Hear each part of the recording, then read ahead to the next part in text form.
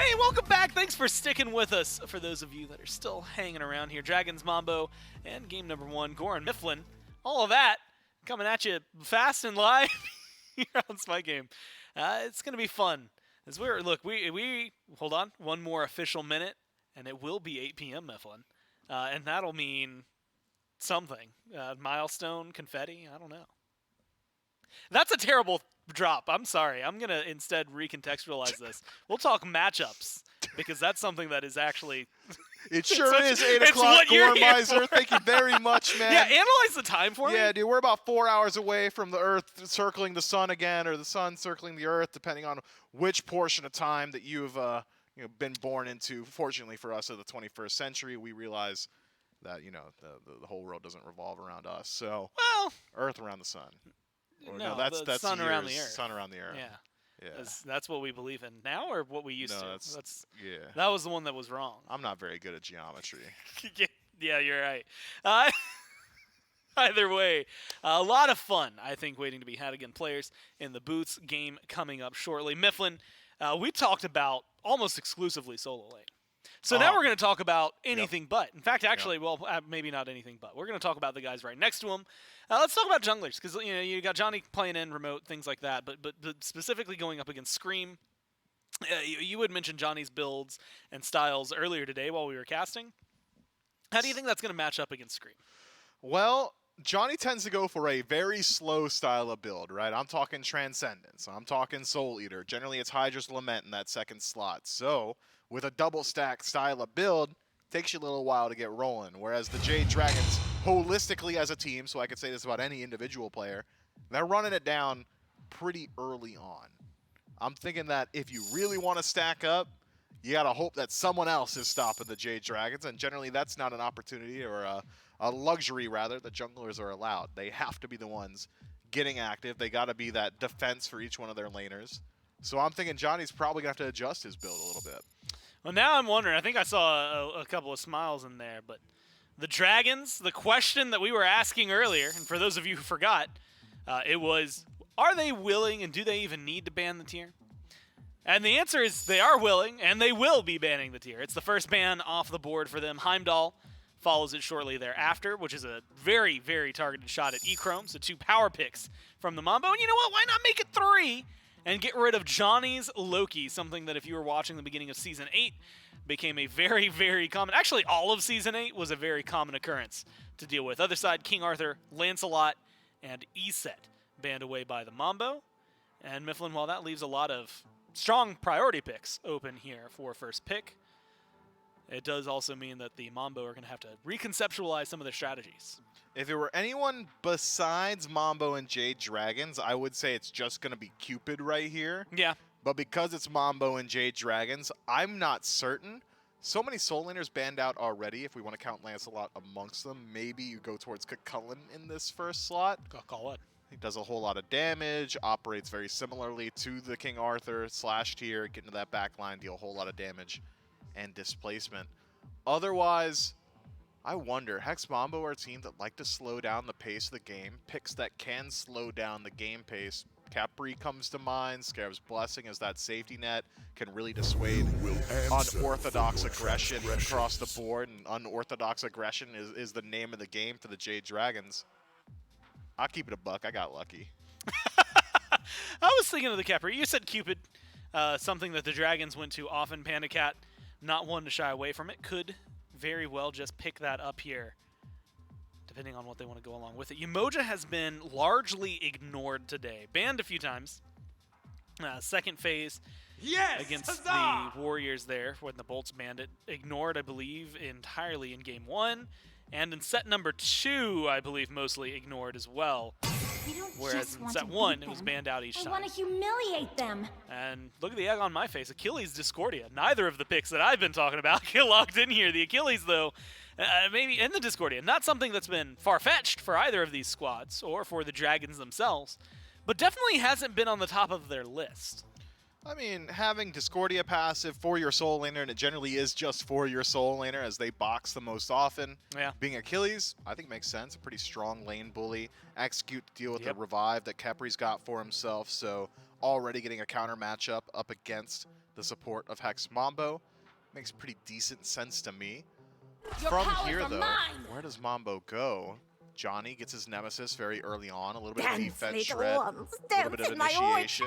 Took me a while. I gotta remember that the EU SEC plays a little bit different brand of Smite. Baba Yaga as well, one that has continually impressed during the first week of Masters, finally rears its head again in week 2. Expect a whole lot of damage and expect the unexpected because Baba Yaga is about as RNG as it gets. Maybe it's a slow, maybe it's a cripple, maybe it's nothing, maybe it's just damage, you know? Maybe it's a Y, maybe it's an L, who knows? But what I do know is that she's going to have pretty big numbies at the end of the game. Yeah, Shinto tried to play her earlier. Well, not tried, did play her earlier today against the Kings. Did not win that game, though. We move forward. Like you said, the Nemesis, the Baba Yaga, the Khepri top 3 for the Mambo, Jade Dragons, the Achilles, the Discordia, and the Tsukiyomi Mifflin gets locked in alongside that. That is just kind of essential Scream, right? I mean, like it could be a perfume by Scream as Tsukiyomi. Like they just go hand in hand. Yeah, it is curious though. I know a lot of the discourse was that like Sam wasn't wanting to play like standard stuff, and then we're getting like Tsukiyomi locked in playing not for standard Scream. Stuff. But it's been working out for him very well. It facilitates Scream's playstyle, which is, hey, I'm going to bait you into weird fights in the jungle, and I'm going to drop caltrops and just run around in a circle around some of these, I guess, brick walls in the jungle. Good luck chasing me down. And if you get dropped low, Piercing Moonlight, just that win button, very good at closing that gap and applying that DPS. So does fit the overall stylings of the Jade Dragons, which is run it down, apply damage. So far, seen a whole lot of W key from the top 3 from the Jade Dragons. Second phase of Bans, though, has taken out another one of those key components of the majority of Dragons drafts, which is that Yamoja, one that Mike loves to go towards. Yeah. Instead, I think it's fair to guess that this is going to be Cabrakan support. Another W key god. Who would have seen it coming? Yeah, when you've got things like the Achilles, the Tsukiyomi, now the Cabrakan, I'm more curious as to what you put PandaCat on to allow him to also W key, because I feel like that's what the Dragons as a whole are going to go for.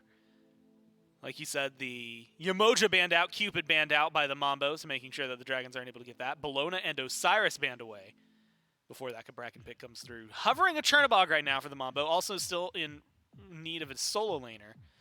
But Chernabog, Mifflin, I mean, not just hovered, but ignored. Like, again, all day, no one has cared about it.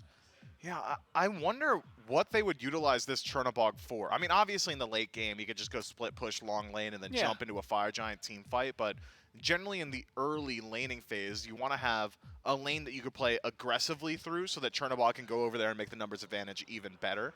As of now, mid lane, not exactly the highest pressure pick on the planet. Baba Yaga can apply poke pretty decently, but not one that's like overly aggressive. Khepri doesn't really lend itself to over-aggression in the duo lane.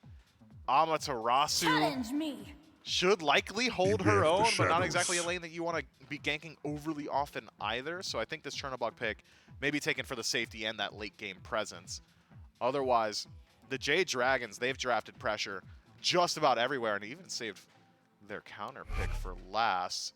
Gotta talk about Hou-Yi back against the wall for old PCat, and he likes to go towards this one pretty consistently. Brings you a good deal of space control around objectives, a good deal of 1v1 potential as well. But slight counter matchup, I suppose, for Chernabog in that he can either just jump up into the sky to ignore the raining suns. Yeah. You can jump onto a wall and hide into a shadow just to ignore those raining suns. But regardless, the chase down should be there. Little juke from old PandaCat before the match even starts up. It's Ullr locked in. Same stuff, really. I mean, sans space control. He does a lot more damage consistently to single target.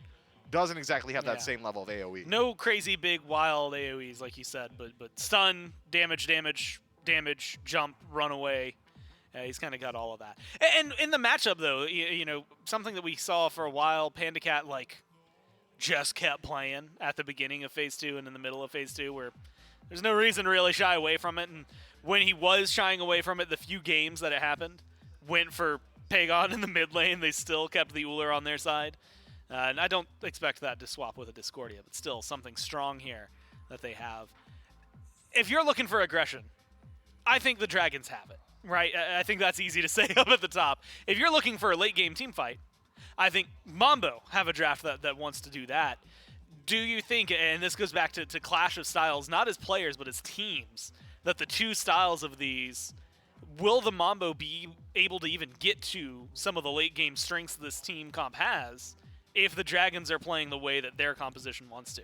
The tumultuous style and snowball style of the Jade Dragons is so hard to predict, right? Like, they could just get first blood at minute 0 and hold control of the match the entire time, or Hex Mambo through superior positioning and just good macro play might be able to slow them down.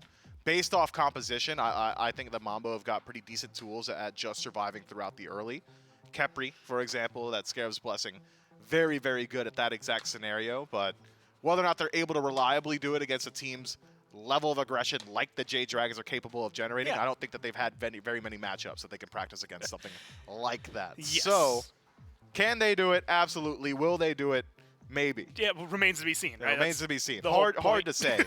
I think maybe the easier analysis from this is, do they actually scale so much so in the late game that they could feel confident in waiting that long? I would argue they've got easier initiation. Dazzling Offensive from Amaterasu, very good. If she wants to go really deep into that backline to look for that. Khepri, good in that scenario as well. Just make sure that there's a safety net available. But I'm not so certain that it is so much better than what the Jade Dragons have got in the late game that I'm willing to wait that long. Whereas I know for a fact the Jade Dragons just slam them early. Well, you know what? We'll see. Will they play this draft as aggressively as it can hang out, or will the Mambo get their late game dreams? We'll find out in game number 1 with J-Mac and Trell. Thank you so much, Gore and Myth, over on the desk. Game 1 of our final set of quarterfinals Friday kicks off with Jade Dragons and Hex Mambo squaring off. We saw in the picks and bans some respect thrown towards Deathwalker, not going to get his tier. Obviously, after the plays that we witnessed last week, Shirley, no surprise that he won't be getting a god like that again. But Jade Dragons going very traditional with their style. Run it down early style of gods. I'm keeping my eyes specifically over towards this duo lane, but it's not just from the match that we saw earlier, looking over at Pegon. Meditation on Discordia once more. Yeah, so we saw Benny Q go the meditation into the hell, and it was only up against the hell. So I was like, okay, so this is just a pick. This is just a, you're trying to deal with the sustain of the opposition. But maybe it's just the Discordia cooldown resets could be the reason that you want to continuously upgrade this relic. When you jump in your 3, yeah, then you jump in your 3. And oh my god. Yeah, with Staff of Mirrodin, you're going to be going crazy. That's nuts. If this was old Mirrodin, that might have actually been kind of crazy. I mean, it's still crazy. It is still pretty crazy. You still get a lot of that extra power. Yeah, we'll have to see how much value Pegon's able to get the meditation on this pick. But we also saw the med bait, and that's something to highlight. If Johnny and Zyrhoes try to get aggressive in this lane and Scream and Pegon are grouped up, the med bait is always a possibility. So keep your eyes peeled. Make sure you're laser focused on that mid lane, and more so on the junglers, because wherever the junglers are, that's where the fight comes in. Scream and fineokay already grouped up. 10 seconds until that Totem of Ku spawns in. Johnny recognizes, hey, we probably don't win that fight. So Johnny heads to mid, starts looking out for Pegon, trying to go for a little bit of pressure here. For now, Pegon's not really wanting to take these early skirmishes in these 2v1s because of pressure in solo. That Totem Ku, as you mentioned, does go over towards the Jade Dragons. And I'm curious how fast the Jade Dragons are going to make the pacing of this game. Because Hex Mambo, the EU SCC representatives, the only representative of the SCC remaining coming into week number 2. They are a late game farming team. I mean, when we were talking about this team in a lot of the EU region at Masters 1, this was the solo laners don't leave lane until level 20. They're not even, they don't want to even touch the outside of, the skirts of their jungle. Pegon will get his meditation there to keep himself alive against that pressure. And Hex Mambo kind of carried that same style of play even in towards this Masters. Not to the same degree that it was. We have been seeing Deathwalker and some of the other teams rotate out, level 12, level 15, and whatnot. But I'm curious how fast Jade Dragons will try and keep their momentum going from their new team. Yeah, we're going to have to keep our eyes peeled on both those junglers to dictate that pressure as we do go over to the solo, or the duo lane rather. PandaCat, the Ullr Cabrakan lane is definitely one I would expect to get pressure. I guess not early on. Every time that PBM goes into the Tremors, just gets abducted, so you don't really have too much combo potential in the early. But I'm thinking level 4, once PandaCat gets two points into each of those abilities, you really start slamming that wave with the Bluestone and the Tier 1 Morningstar start, as well as the fact that Jade Dragons got Totem Ku control. I mean, they're able to consistently get that MP5 going, which means that PandaCat can sit in lane a little bit more, spam a little bit more, and that does usually translate into some lane pressure. As we see, just clearing the wave going to the buff, but it's actually Hex Mambo who grabbed that purple buff on time, whereas a little bit delayed are the Jade Dragons in that regard, but more so just a farming thing and a wave clear thing as opposed to actual pressure on map, as it turns out. But Scream has been sitting around the mid lane more often than not. Zyrhoes going towards this Baba Yaga, going for what I can only assume is that Charon's coin stacking early, which means late game, Zyrhoes is going to be swinging. As you would expect from a Baba Yaga, it's one of those things where you can't Aegis in the home sweet home, so Scream should be able to get some good value out of Piercing Moonlight. And of course, fineokay would love to find and execute there, because you have to cancel the ult to channel that Aegis. We'll have to see how they try to abuse that as this game goes towards late. Yeah, I think keeping sights on solo, at least for these kind of mid games, is definitely the right idea. fineokay and a lot of other solo laners in the SPL have been getting much more active as of recent, rotating as early as level 8, level 9 towards these mid laners to try and get some pressure there. Whereas, at least for players like Deathwalker, have been sticking a little bit more towards his side of the map. And I think you're right to bring up the dual lane, kind of between PBM and PandaCat, and then Rottwen versus Echrome as well. A lot of kill pressure for the Jade Dragons dual lane. I mean, you have Cabrakan, double stun Tremor, axe toss combo out of PandaCat. I mean, you find any carry below like 70% HP at this point, that should just be a kill. Yeah, no doubt. You got to keep your eyes on the beats timers as well. But Rottwen has the meditation, so that more so an extra health bar as opposed to some CC immunity. Maybe Khepri could be the gank of choice. Again, keep my eye on Scream. If Scream's going over to the left side of the map, Rottwen is going to have to make sure the positioning's on point, because Echrome can always just dash into a wall, zoom on out of there. Shouldn't be too difficult of a gank to survive. It depends on where PBM is placing those walls, and again, where the Piercing Moonlight would be coming in. But it doesn't look like we're seeing too much aggression. This is exactly the kind of play that Hex Mambo like, right? Where they just get to sit back, get farm here and there. Their farm's not getting contested. You're not seeing Tsukuyomi at your blue buff or your purple buff at 4 minutes, 5 minutes into the game. So this is very much a Mambo style, whereas usually Scream's got, you know, 2 deaths and 2 kills at this point in the game, right? He's just consistently going in on whichever character he plays. That more so fits the Pele style that he's been going for, but Tsukuyomi, not one to be too afraid to go in with that Piercing Moonlight at level 5. And actually, it's PBM over here looking for a possible gank towards Deathwalker, not the member of the Jade Dragons I expected to get aggressive on this side of the map, but I'll allow it. He's just vibing. He's just hanging out in the jungle. When she was doing the dance emote, that would have been perfect to kind of go with that statement. But PM is waiting for any one individual, and I mean a single person to walk through. He is surrounded and he doesn't know. No, he is in the middle of like this trifecta of like just like death. And finally he'll spot out his one target, Dzoni. Won't find the second stun. We'll get the first. Now at least push the Nemesis away. Even gets the ultimate of Echrome. Now, I'm wondering if that ult by Echrome... It was a teleport. Okay. Well, okay, so it was the back to lane. I was like, yeah, it was just the old get back to lane for free card. You fly in, PandaCat goes, you stopped my back, man, and PandaCat had to start channeling the back. You're going to miss some Transcendence stacks, and it looks like Panda will be sticking around just to make sure that the lane pressure is still there. But we're seeing a very small lead in favor of the Jade Dragons gold-wise, just, you know, getting up some better last hits. I think fineokay has been able to push a fair bit of the minions underneath Deathwalker's tower. You know, Amaterasu, it takes a fair bit before she can full clear the wave with auto attacks alone with that shield. But full Golden Blade online, I imagine DW should be getting some last hits here on. And fineokay actually going for that Soul Eater, so boxing in lane, trading damage in lane. Definitely going to be the name of the game for both of them. Rottwen actually finds the pull onto PBM. PBM will just be able to leisurely stroll right through the middle of the lane in front of 3 different people. Pegon versus Zyrhoes on the stacking. It'll be that Warlocks and Scream now under fire. The first fight, and it's Hex Mambo who are going to be the one pulling the trigger and finding first blood. Dzoni on the Nemesis grabs one and making a double kill. Well, this time 1 for Zyrhoes at the very least, as Hex Mambo are the ones who strike out first. You said 1 for Zyrhoes, and I thought you said 1 for 0. But either way, it's clean. 2 for 0. 1 kill for Zyrhoes. Hex Mambo, we're able to find that first blood, and this is sort of the downside of this Cabrakan starting with that blink. You put yourself to open to so much CC. You need the beads to survive the ganks. If you're blinking in, constantly initiating, of course, PM doesn't need beads. What do you mean? He's the one going in. You need to beads his skills. But when you get aggressed upon, and you ult defensively to try and save your jungler, the Jade Dragons are going to start off to a little bit of a deficit now. The gold lead sitting in favor of Hex Mambo. I want to see where that pressure is used. Dzoni was able to get that kill, so where does this Nemesis go next?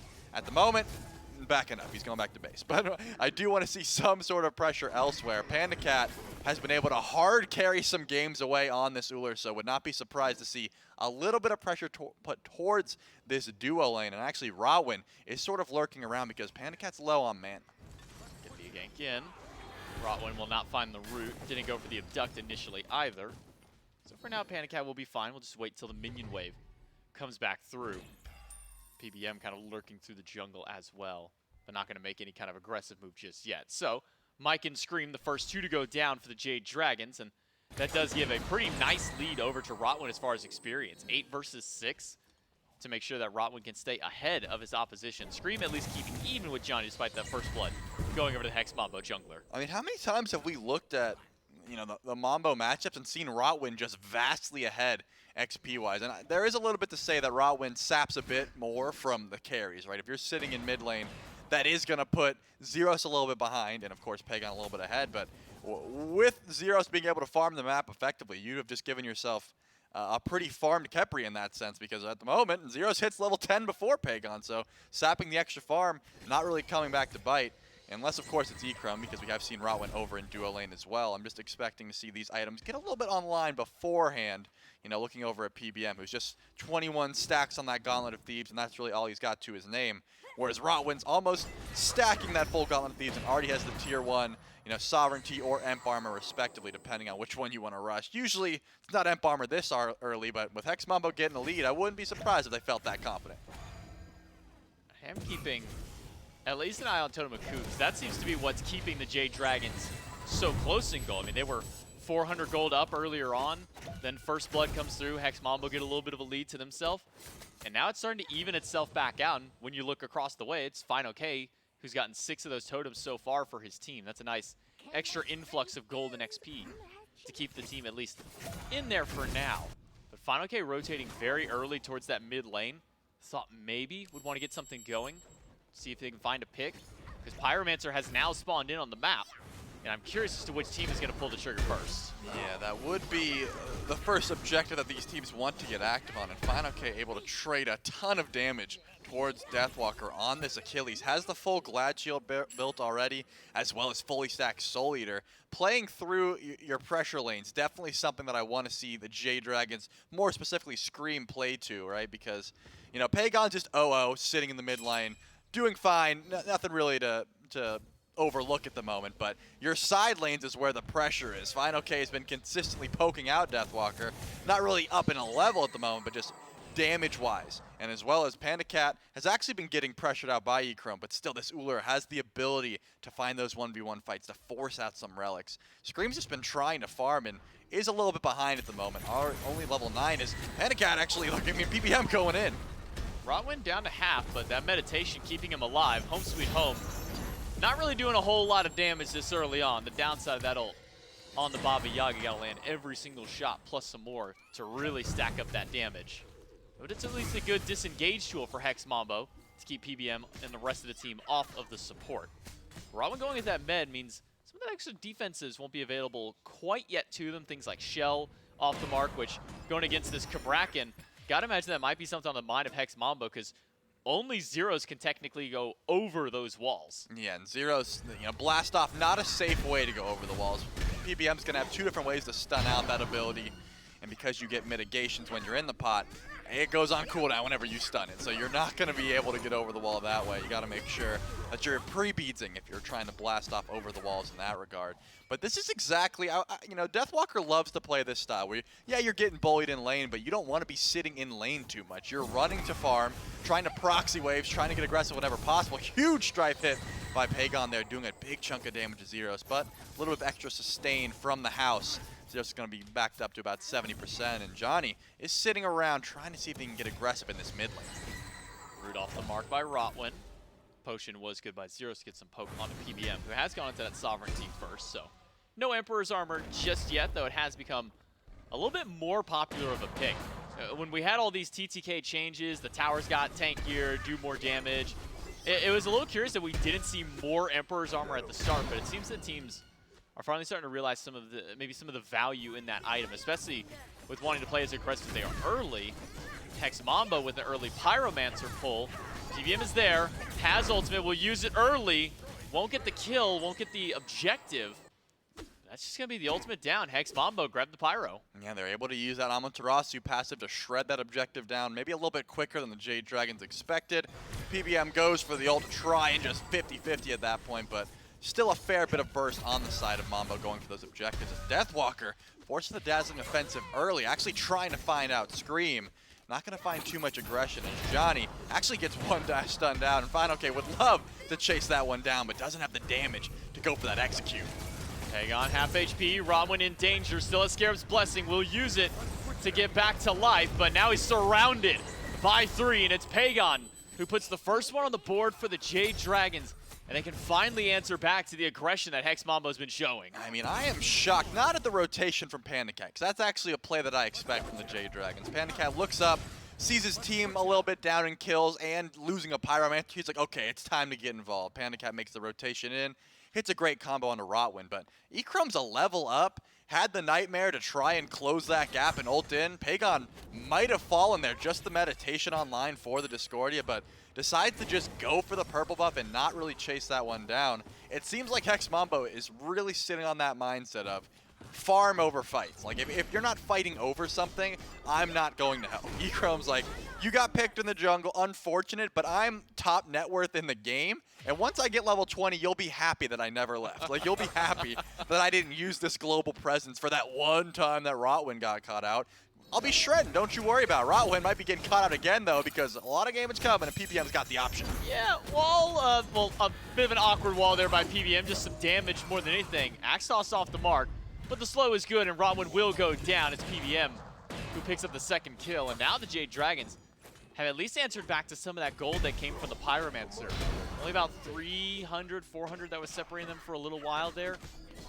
fineokay back on these Totem Mokus at the very least. Experience still up for Hex Mambo, who saw 1,400 He got one on the graph. Well, he's gotten 3, actually. Well, I wanted to see the fight. You know, fineokay was going for it, as you said, but more specifically, the Jade Dragons are pulling this objective, and unless Echrome gets there in time, which it doesn't look like, actually might have a chance to go for the steal, but the burst is too good for the Jade Dragons, and they will be able to pull that gold lead back in their favor off of a little bit of over-aggression from Rottwen.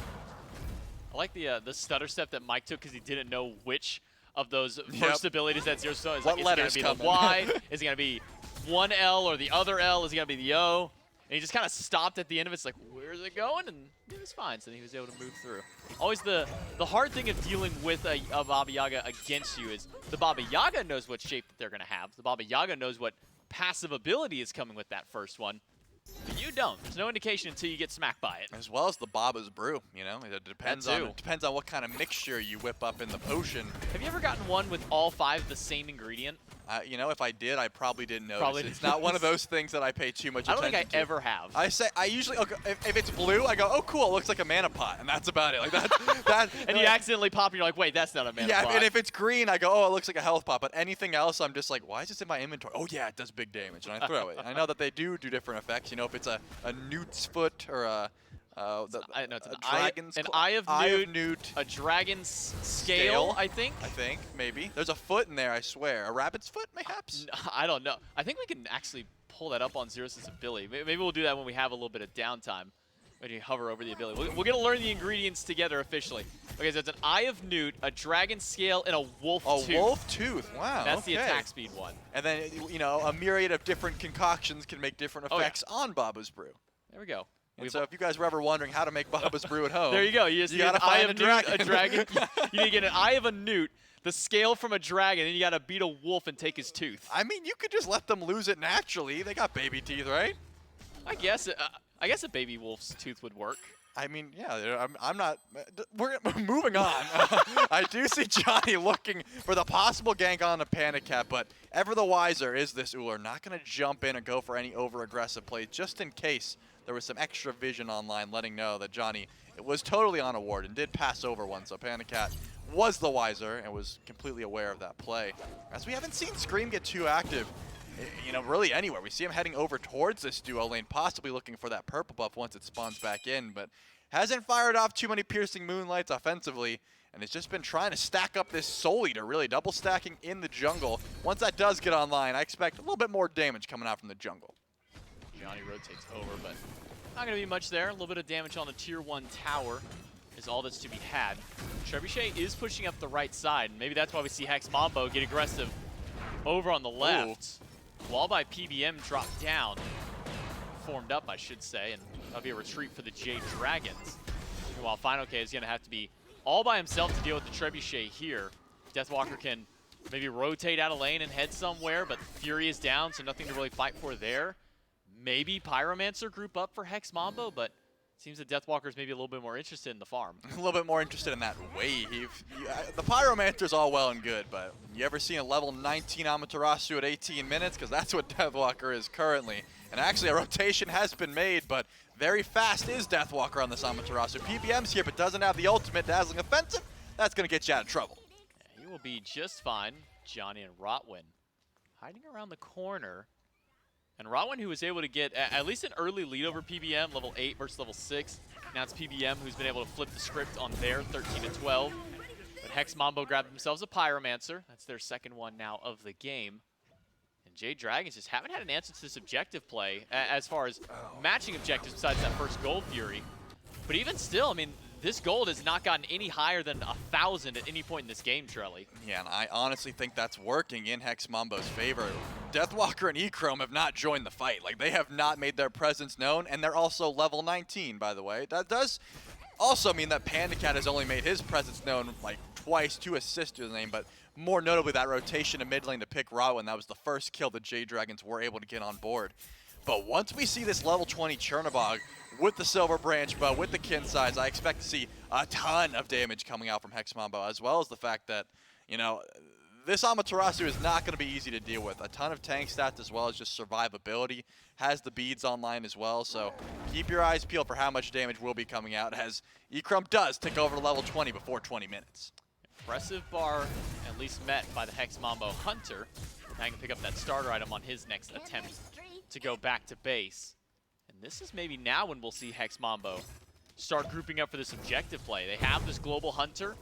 They can start forcing a fight on one end, just like they're doing now up against Scream.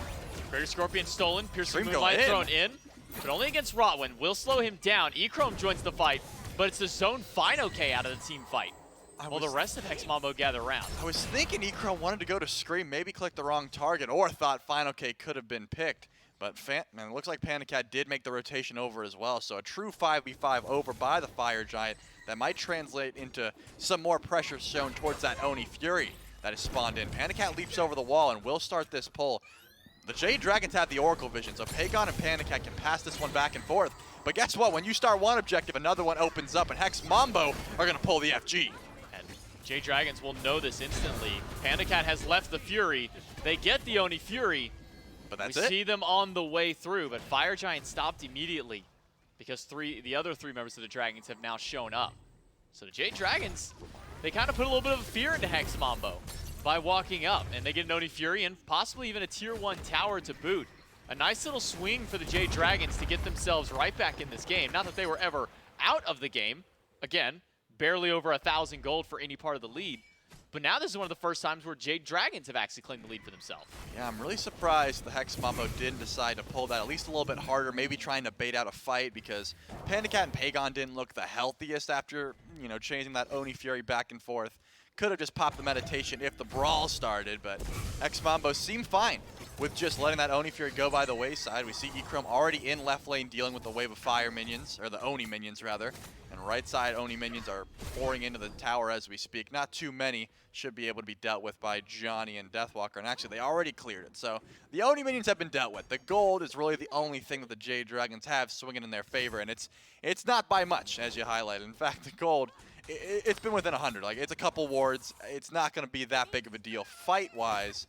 The only real difference is you see Echrome has been on point with upgrading that starter item. Should be pretty close and actually just did. fineokay met with level 20 and got the blue stone brooch, so we're seeing these power spikes come through. And the big difference is you got to level up in the jungle for Dzoni, and Zyrhoes is actually a level down. So when we see everyone tick through to level 20 and get those power spikes, I want to see Scream, I mean, do something at this point. Just got caught out one time, used the ultimate actually aggressively, but then decided to retreat. This has been a very, I mean, Hex Mambo style of game. Just fight over some objectives, don't throw anything, play for late game where you're the most confident. Yeah, very passive style of play compared to what we're used to, at least out of the Jade Dragons. For Hex Mambo, this is right up their alley. Oh, yeah. But for Jade Dragons, I mean, the last 10 games that they've played, being the last 10 games they've also won, have always just been off these early Scream, go in for kill, you're going to get it, you're probably going to die, but hey, we still got the kill. That's all that really matters this early on. And we're approaching a very rare, I mean, if we go back to shines of like late season 8 Dragons, sure, this is right up the alley of a low kill game, but that was kind of the meta then. But Jade Dragons will pull the Fire Giant, get some good poke on a Deathwalker as well. Yeah, Deathwalker takes a little bit of a chunk of poke, but the Jade Dragons aren't feeling too confident to go for the Fire Giant specifically. They're looking for a fight. They want someone to step too far out. You see PandaCat has been leading the charge, trying to find an axe, trying to find a little bit of poke. PBM probably's got his finger on the blink key, waiting, trying to catch someone out. Zyrhoes' bead should be coming up in about 10 seconds, and that could be the go button for Mambo to finally try and get aggressive. Down to Rottwen. A lot of damage towards Deathwalker. But again, he'll be able to heal a lot of that up thanks to that first ability, that Mail of Renewal, giving him some extra HP 5 as well. PBM goes in, gets the dash away from Echrome, finds the wall right away, and nowhere for Echrome to go. Can he get to the sky in time? There's a shell to hold him out, and he's able to get past the wall finally, but execute from fineokay will find their target. Echrome dashed into the wall to get away from Scream, and now Pegon is under fire by Deathwalker. Aegis is there, a stun by PandaCat will save the life of the mid laner, and Echrome just trying to deal with fineokay. The Jade Dragons have found their one. PandaCat jumps in, hits a beautiful stun onto Zyrhoes, gets the beads down, and now the chase will ensue. I don't think Baba Yaga's gonna be sitting much longer, and Baba Yaga will go down. It's up to the Jade Dragons to pull this Fire Giant. Johnny's wrapping around, but it's burning fast. Dzoni and Echrome both here, half HP, ultimate down for Echrome, ult down for Dzoni.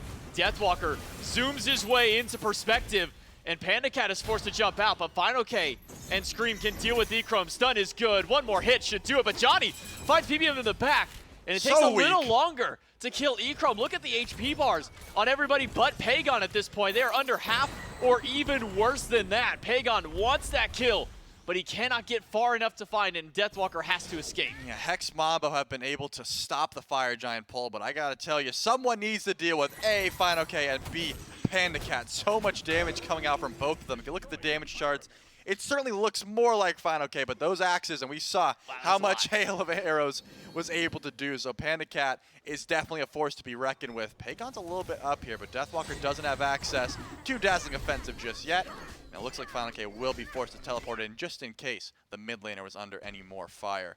So not a great fight for Hex Mambo, but you're probably pretty happy with the gold lead still being not crazy in favor of the Dragons, A, and B, the Fire Giant was not committed to.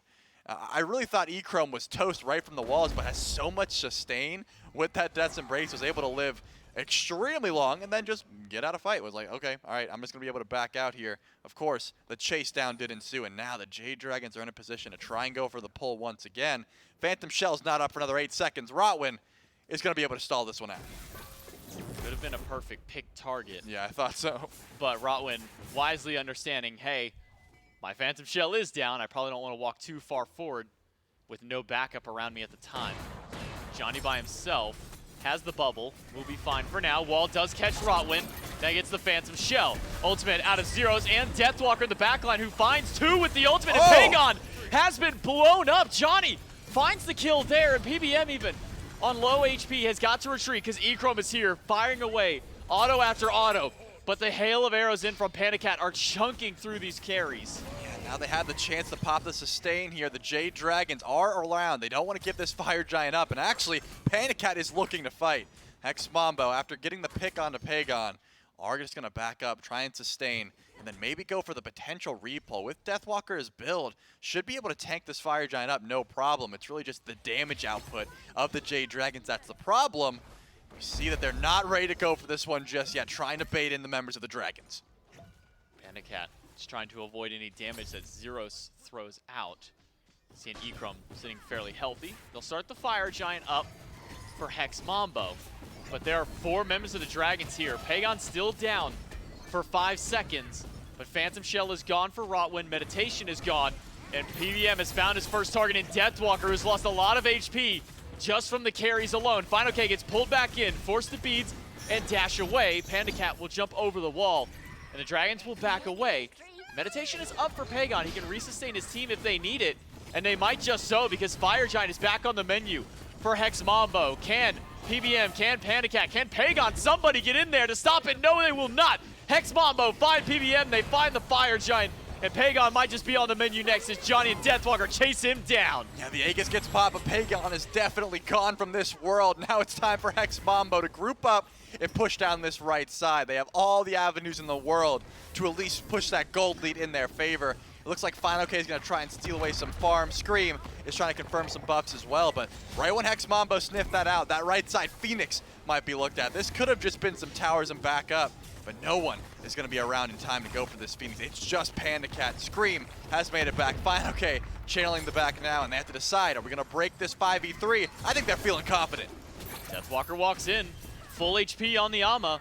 There is a Trebuchet, but that's not going to do anything, at least not for now. Phantom Shell popped, execute used by fineokay. He gets grabbed and then immediately released by Rottwen. Hex Mambo do not have the minions to fight into this Phoenix, so for now, they'll have to take their prize of the towers and back themselves away. Still 3 left on the map, so plenty for Hex Mambo to grab with this Fire Giant. They've still got it for another 3 minutes. Yeah, grabbing the tier 2 and right should have been the call, you know, feeling confident 5v3, but only for a short amount of time. Now it's time for Hex Mambo to back up, get some sustain, build a couple of items, right? You've got that gold in pocket now. Will the Jade Dragons be able to grab Primal Fury before the rest of the Dragon, or before the Hex Mambo get here? Looks like yes. So the Jade Dragons will put a little bit of extra gold in their pockets while we're seeing the upgrades. Compassion Build, Executioner, Spirit Robe, even Brawler's Beatstick. A lot of power spikes on the side of Mambo, and there's a lot of tier 2 towers still to be grabbed. The gold is looking a little bit in their favor. By the end of this siege, if they play it right, should be looking a lot in their favor. 4-0 on Dzoni, has been able to consistently get to the back line. 1-0 on Deathwalker, who's forcing these relics, forcing these leaps away, which opens up the opportunities for Dzoni. And I gotta highlight, the Odysseus bow procs from Echrome have been tearing up the backline of the Jade Dragons. You hit a tank, and as long as they're grouped up, the chain damage just balances between, and you see Scream's like half health. It's like, I didn't even auto Scream. How is he so low? Just because of the crazy amounts of attack speed that Echrome has built here. Dzoni pushing up mid by themselves, and Deathwalker is sort of playing zone duty in between these towers. Actually, might be looking for a little bit extra as he comes from the back, but just going to get the last one in mid. Minute and a half left on Fire Giant. Hex Mambo will group up as 5 to the left side of the map. And Hex Mambo have put themselves in a great position to start out this set right. It was a win against the Solar Scarabs that put them in position to be in week number 2. And they are getting this much closer to putting themselves to day 2 of week number 2. If they can find a win in game 1 against the Jade Dragons, would be a perfect start to the set for the underdogs of the entire event. But the Jade Dragons haven't given up just yet. They still got 4 there. Deathwalker walks in, eats some poke. Some meditation is available, and an ult from Zyrhoes. Zyrhoes will go up and fire a few fire bolts at the frontliners. It's not going to do a lot to fineokay. PBM finds a wall. Zyrhoes down to a quarter HP, and Scream to the backline. Will find the pick. Rottwen tries to grab one in, but that was the end of his own demise as he heals himself back up, only to be brought down by the jungler. Yeah, Scream grabs 2, and now a chase will go on. I don't think the Jade Dragons can find anything else off that one. Just stepped a little bit too far up and really didn't blow too much damage off either. It looks like Deathwalker and Echrome waiting to see if PBM would walk around the corner. And actually, if they don't, might be going for that Phoenix. I was going to say, this would be a risky play. They would be able to grab it, but what do you get in return? It looks like the Jade Dragons are pushing up mid to go for that tier 2 tower. You're sitting with that Zyrhoes and Rottwen for 25 seconds, 2 massive members of the team fight. That first tier 2, the first tier 2 in mid is going down. Will the Jade Dragons just back up and go for Pyromancer? It looks like that will be the call. I didn't think a Phoenix Siege this early on into a Fire Giant squad would have been the call, but since Fire Giant buff ran out, It's time for the Jade Dragons to grab this Pyro, get some extra vision around this objective, and start thinking about EFG. The base wasn't broken. That's a strong defense there from the Dragons. I mean, what hit Zero so hard during that team fight? I mean, Scream took the last like 20% of his health with his ultimate. But one moment we're staring at a full HP Zyrhoes, everybody on Hex Mambo fairly healthy, and then the next moment the mid laner is using his Aegis because he's about to die. I mean, what poke even slammed him? Yeah, it seemed like Zyrhoes popped the ult to try and just back up the Jade Dragons and be like, hey, they'll see my ultimate and they'll leave.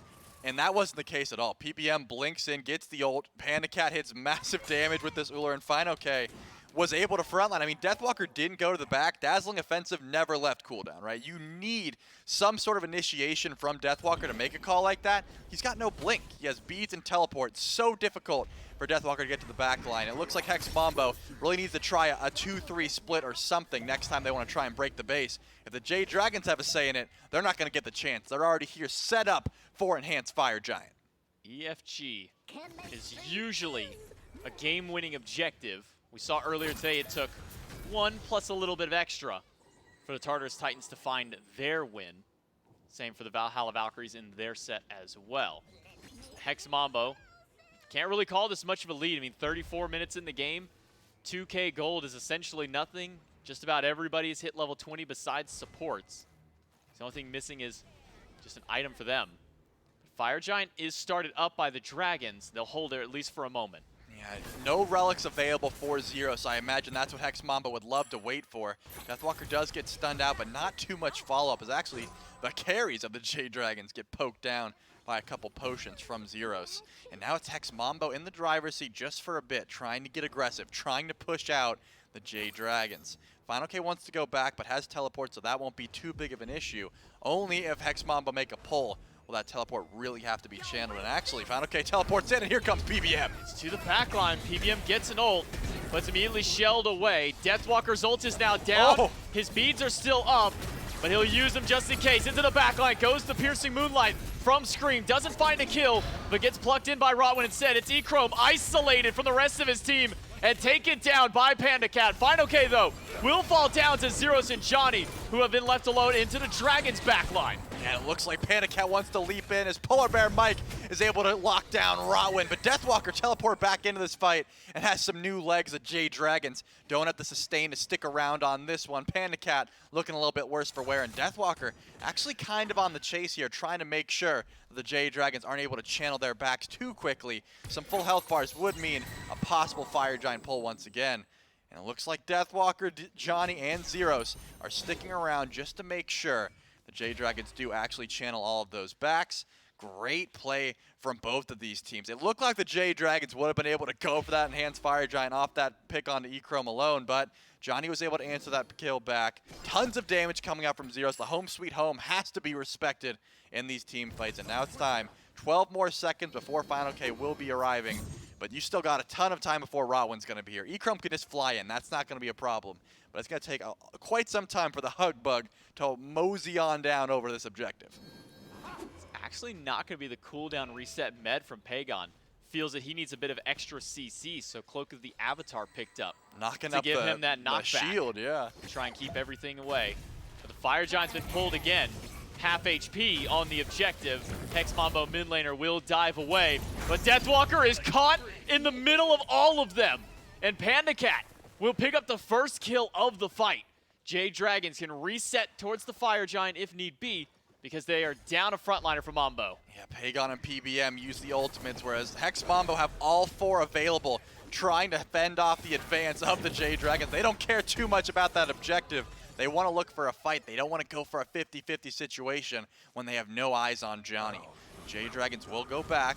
fineokay is going to tank this one up, and PBM sitting on standby with the blink ready, and he's going in. Does find 3 in the Tremors. Dzoni lost his bubble, and Zyrhoes has lost most of his health. The dive in, the revive is good, but he gets dropped right back next to Rottwen, which is not where you want to be right now. The home will not save you from PandaCat and the Jade Dragons. 37 minutes in, the Jade Dragons reset once again with now 2 down on Hex Mambo. but the HP bars of some of the frontliners not looking as good. Yeah, Deathwalker spawns in 5 seconds and does have the teleport to try and chase down if need be. Echrome can always ult for vision and chase down as well, so the Jade Dragons will have to reset one more time. fineokay is teleported back in. PBM is going to have to book it on foot. Once again, we're going to see fineokay pull this objective and see where the Hex Mambo are going to try to form some form of a defense. You got 30 seconds of that 0, so the Jade Dragons biding their time, going to grab Pyromancer first, but they want this enhanced Fire Giant. 38 minutes into the game, they want this objective. No shell on Rottwen, ult up for Mike. If Rottwen steps too far forward, or anybody from Hex Mambo, could be an easy wall for PBM.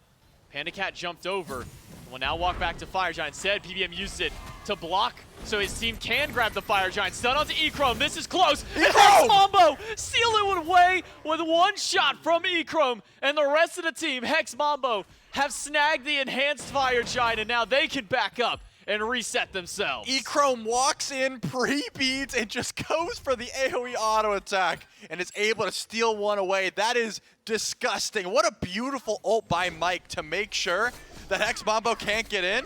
And then they just say, you know, we can auto attack this, right? We can just kill it and walk up anyways. The pre-beads pays off in spades. The Jade Dragons didn't feel confident trying to chase that one down. And now once again it's Hex Mambo trying to break the base of the Jade Dragons, this time with an enhanced Fire Giant. I hope they learn their lesson. The 5v5 only works if Deathwalker can get to the back line and disrupt the damage dealers of the Jade Dragons. If that can't happen, you gotta go for a 3-2 split, a 4-1, whatever possible to make sure that you're not getting completely free casted upon by the carries of the Jade Dragons. They're doing too much damage. We got a little bit of time before that siege happens. A replay for Echrome, as he was zoned away for a little while.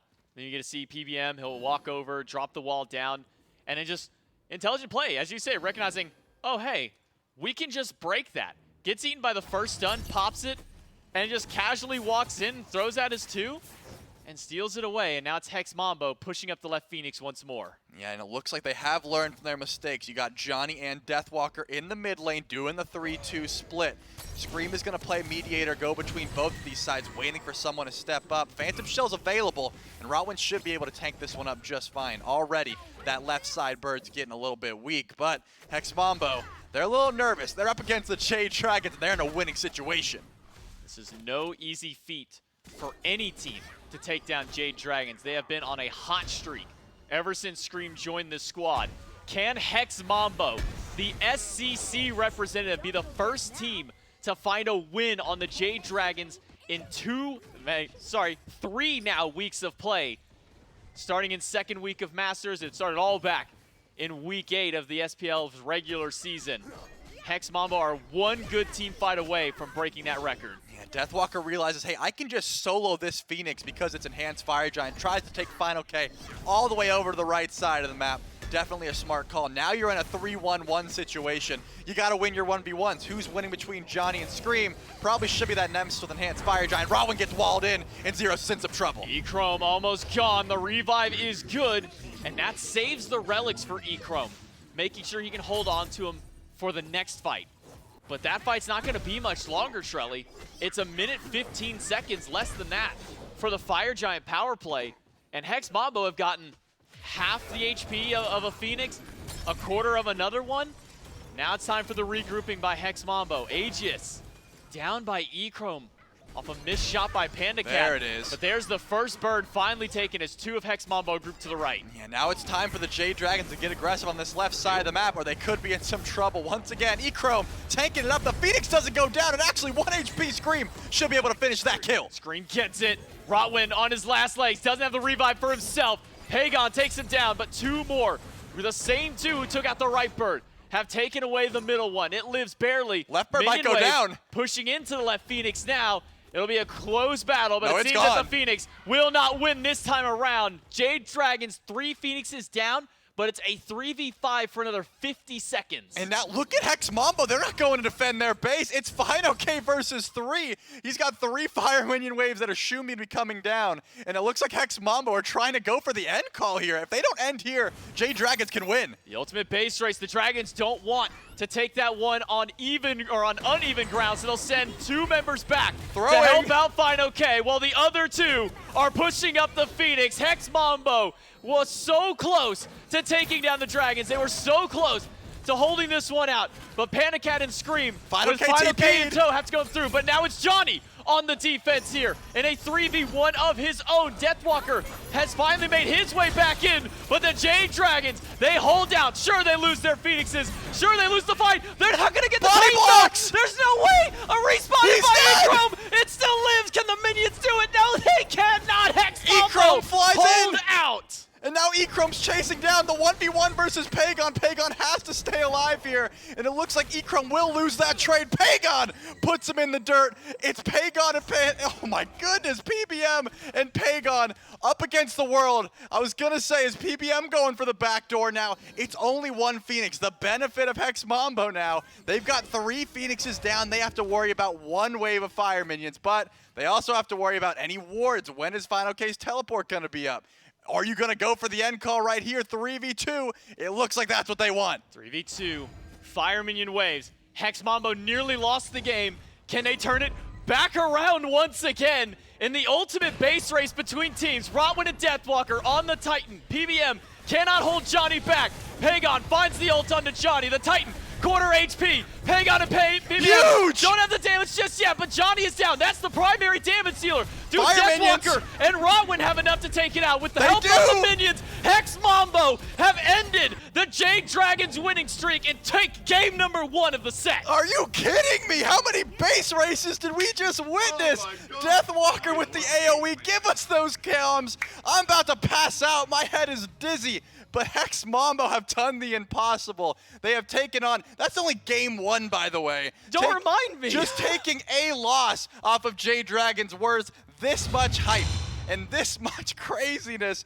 Pegon winning that 1v1 versus Echrome was massive, but that still was not enough to make sure their Titan could survive. The AoE auto attacks, the Death's Embrace from Deathwalker kept him so sustained. 3 birds down, it's hard to come back from, but even a 1 HP Titan was not enough to keep Hex Mambo off their grind. Hex Mambo has just done what the Oni Warriors, the Tartarus Titans, and the Solar Scarabs could not do during the last 3 weeks of play. Hex Mambo, again, it's only game number 1, but that is a great way to start out your set. Win or lose, Hex Mambo MVPs for the tournament. We're going to take it to a break so we can cool ourselves down and get ready for the next one.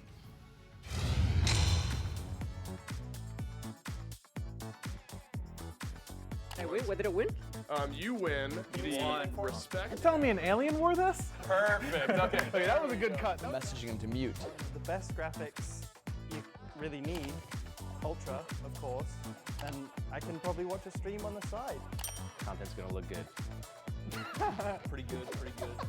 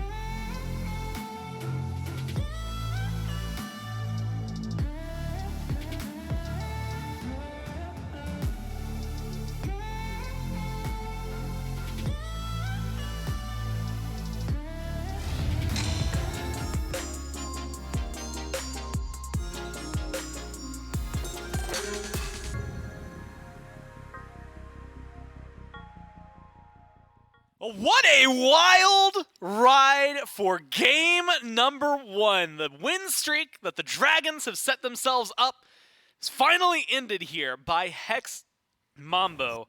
A surprising win. Mifflin, we'll get into it in a second. Before we talk about any of that, I have to do some due diligence and inform you guys that something is going to be ending soon. Not just the Dragons' win streak since they picked up Scream, but also the Heavenly Light event is going to be leaving relatively soon. So you need to make sure that you pick up your favorite skins from the event, as well as specifically the Tier 5 Queen of Cards Izanami. First off, I remember when we started playtesting this skin. It was amazing then. It turns out it's still amazing now. If you're an Izanami main, this is a must-have. For anybody else, it's an easy buy for you, right? It looks so good. So make sure that you get in on that now, because the Heaven's Light event is going to be ending soon.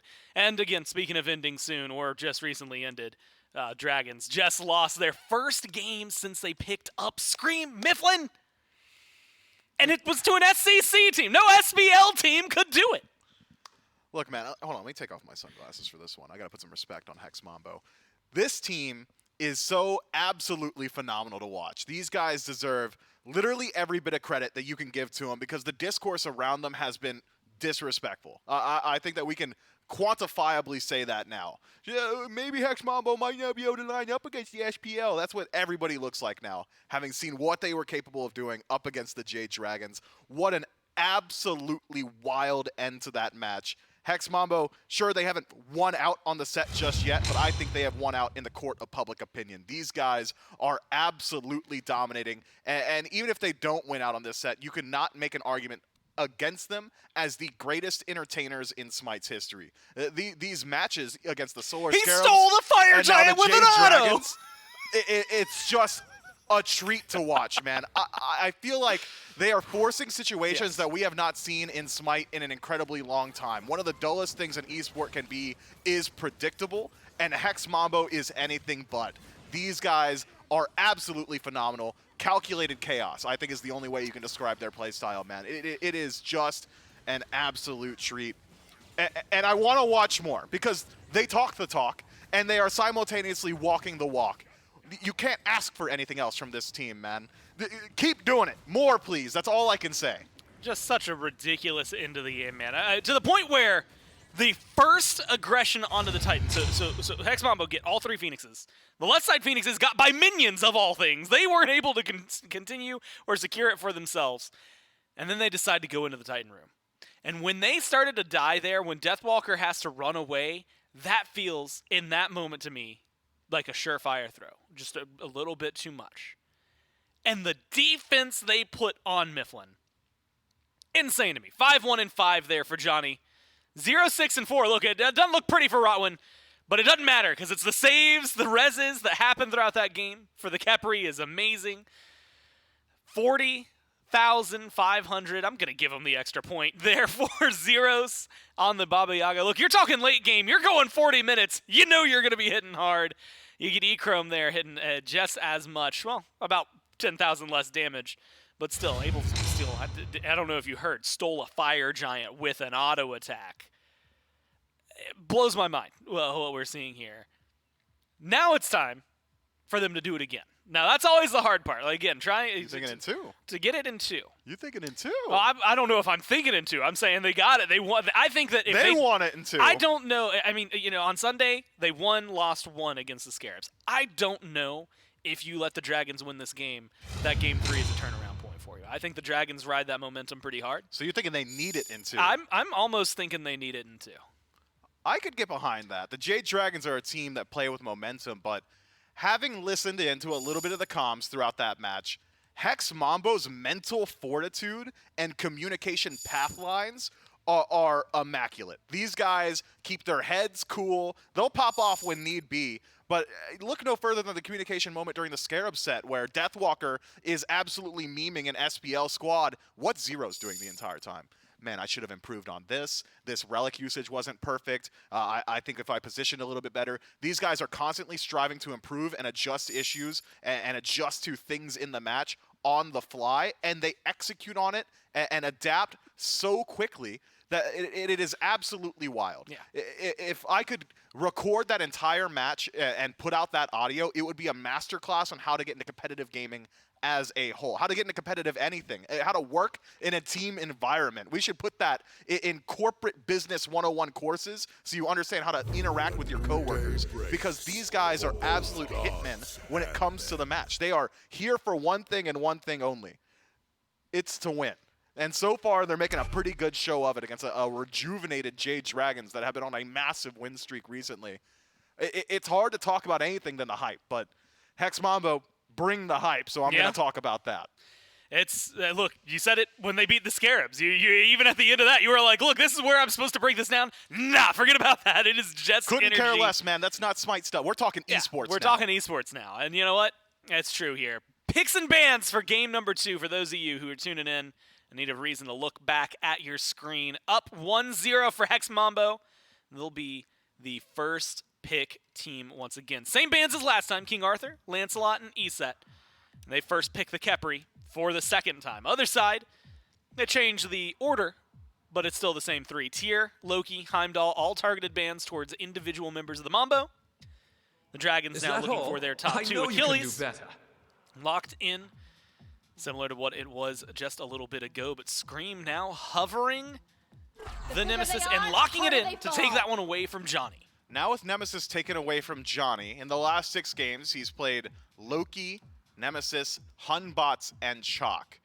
I don't want to see the Chalk again. I know Hex Mambo absolutely loved that pick, but if he's got to go towards one of his favorites, I think it needs to be the Hunbots, and it would likely need to be in this slot, because with the ban presence and pick presence up against him from the Jade Dragons, I would expect another ban coming his way. Which do you want more? A game number 3 or a jungle or not jungle Chalk? A game 3 or a not jungle Chalk. Yeah, so you're I saying think if it's not jungle Chalk. No, I'm saying if it is jungle Chalk, it's going to game 3. It's going to game 3. Well, I'm Is thinking that a it might hot be. take? I don't know if that's a hot take. I don't think it really is. It's maybe lukewarm at best. It could work. It could absolutely work. Jungle Chalk has merits, just not a whole lot of them. But it certainly has some. And it looks like we They might did be in win that with it. position. We might be in that position. If Jade Dragons have been doing their homework on Johnny, they'll realize that Hunbots has been his fallback in this exact situation just about the last 3 or 4 times he's been put in it.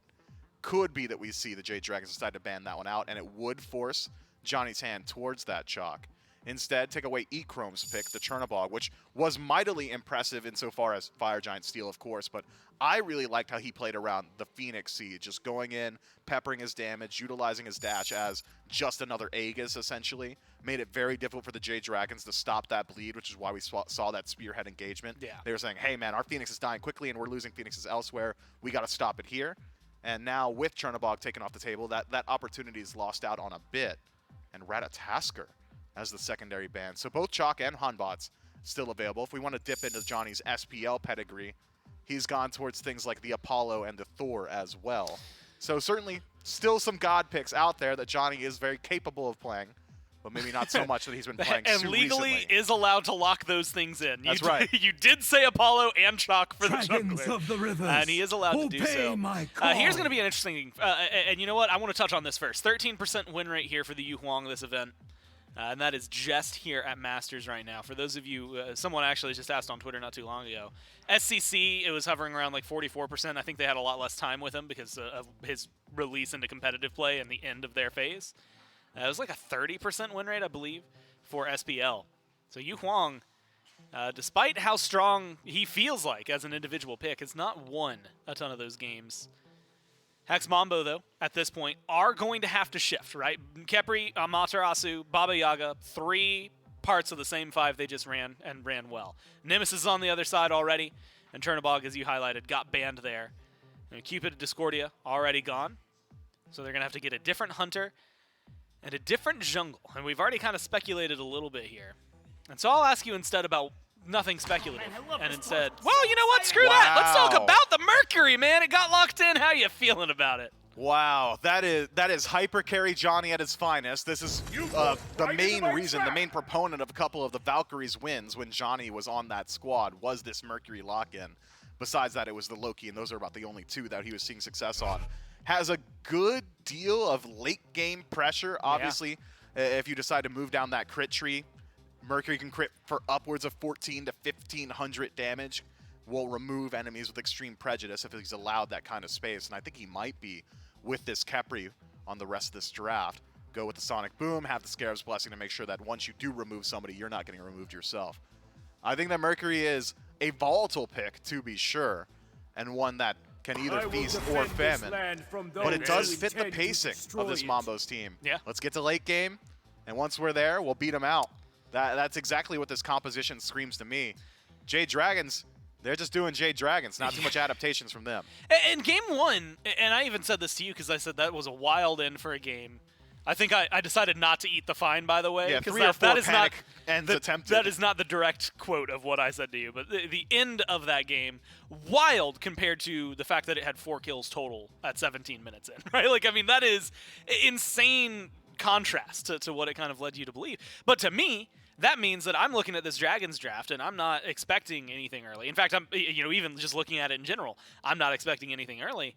And I think that favors Hex Mambo with the way they like to play. What we just saw, if they can keep things going their way there. Granted, I think they're a little more stylized into the late game and the Dragons will come on sooner, but if they can slow roll this, it feels like things might favor them. I'm not willing to say that the Jade Dragons haven't got some heat for the early game. Yeah.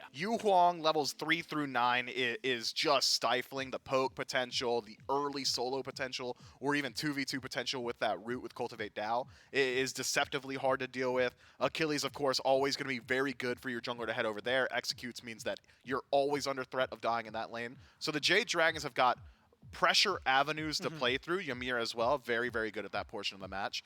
So I think it is a similar conversation as game one. I had said that Hex Mambo are going to look to withstand the storm of the Jade Dragons and win out in the late. They withstand and thrive in the storm. It was actually a 2-0 start for Hex Mambo that really slows down what the Jade Dragons are looking to do. I think the Hex Mambo are very capable of doing that again with this composition, but it's not something that you can rely on every single time, because even looking at these drafts, I would still argue that Jade Dragons win out early, but it always comes down to play on field. Who's showing up on day of, and who's got the momentum. And I'll tell you right now, having heard these guys, Hex Mambo, screaming throughout the building and hearing it progressively get louder as Deathwalker runs his lap all the way across the building, momentum's on their side and energy's on their side right now. They might look to bring the fight early. It happened after the tier play where he came in and he was just screaming about how, like, he was like, that has to be the best play ever. And you know then what? he comes in and screams again. I'm going to be honest, I'd be riding that high if I hit a 4-man fearless competitive play too. But then doing it again, like you said, that energy that is supplied for them has to feel great. Can Hex Mambo do it in 2? And can they eliminate another SPL team? The only way to find out is to jump into game number 2 with J-Mac and Trelly. We're hitting real SPL hours here in the studio as we jump into game number 2 with Hex Mambo. The SCC representative has taken game number 1 over the newly revitalized Jade Dragons. This is a team that went 10 straight games against SPL talent and didn't drop a single one. And Hex Mambo has done what no other SPL team has been able to do up until this point. It's J-Mac, Trelly, and Doug in game number 2. Momentum, energy, everything on the side of Hex Mambo to jump in this one. And Trelly, this could be one of the most iconic moments of the tournament thus far. No doubt, and that's saying something given the amount of iconic moments that have already occurred in this tournament. But when the Jade Dragons go down, when the Jade Dragons are in a losing situation, when they need to show up for game number 2, I always look towards the duo lane, PBM and PandaCat. PandaCat's not going to go a farming character. He's not going to go somebody wants to sit back on. PandaCat's on Ho Yi. I expect solo kill attempts, dive bombs in, jumping in, spam laughs. That's the kind of PandaCat I want to see when you're in threat of elimination in the quarterfinals. That is the Jade Dragons that I am aware of, and that is the duo lane matchup that I am looking towards. Is this Ho Yi going to get aggressive? Are these bounces going to be landing? What about these walls from PolarBearMike? Johnny's on Mercury. You can wall off that ult pretty easily if you see it coming. If this duo lane's on point, we could easily see a game 3 situation. It all depends on where that aggression is placed. I think the desk is exactly right.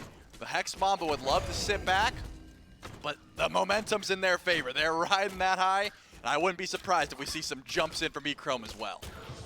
But here's the important part for Hex Mambo to remember is you got game number 1.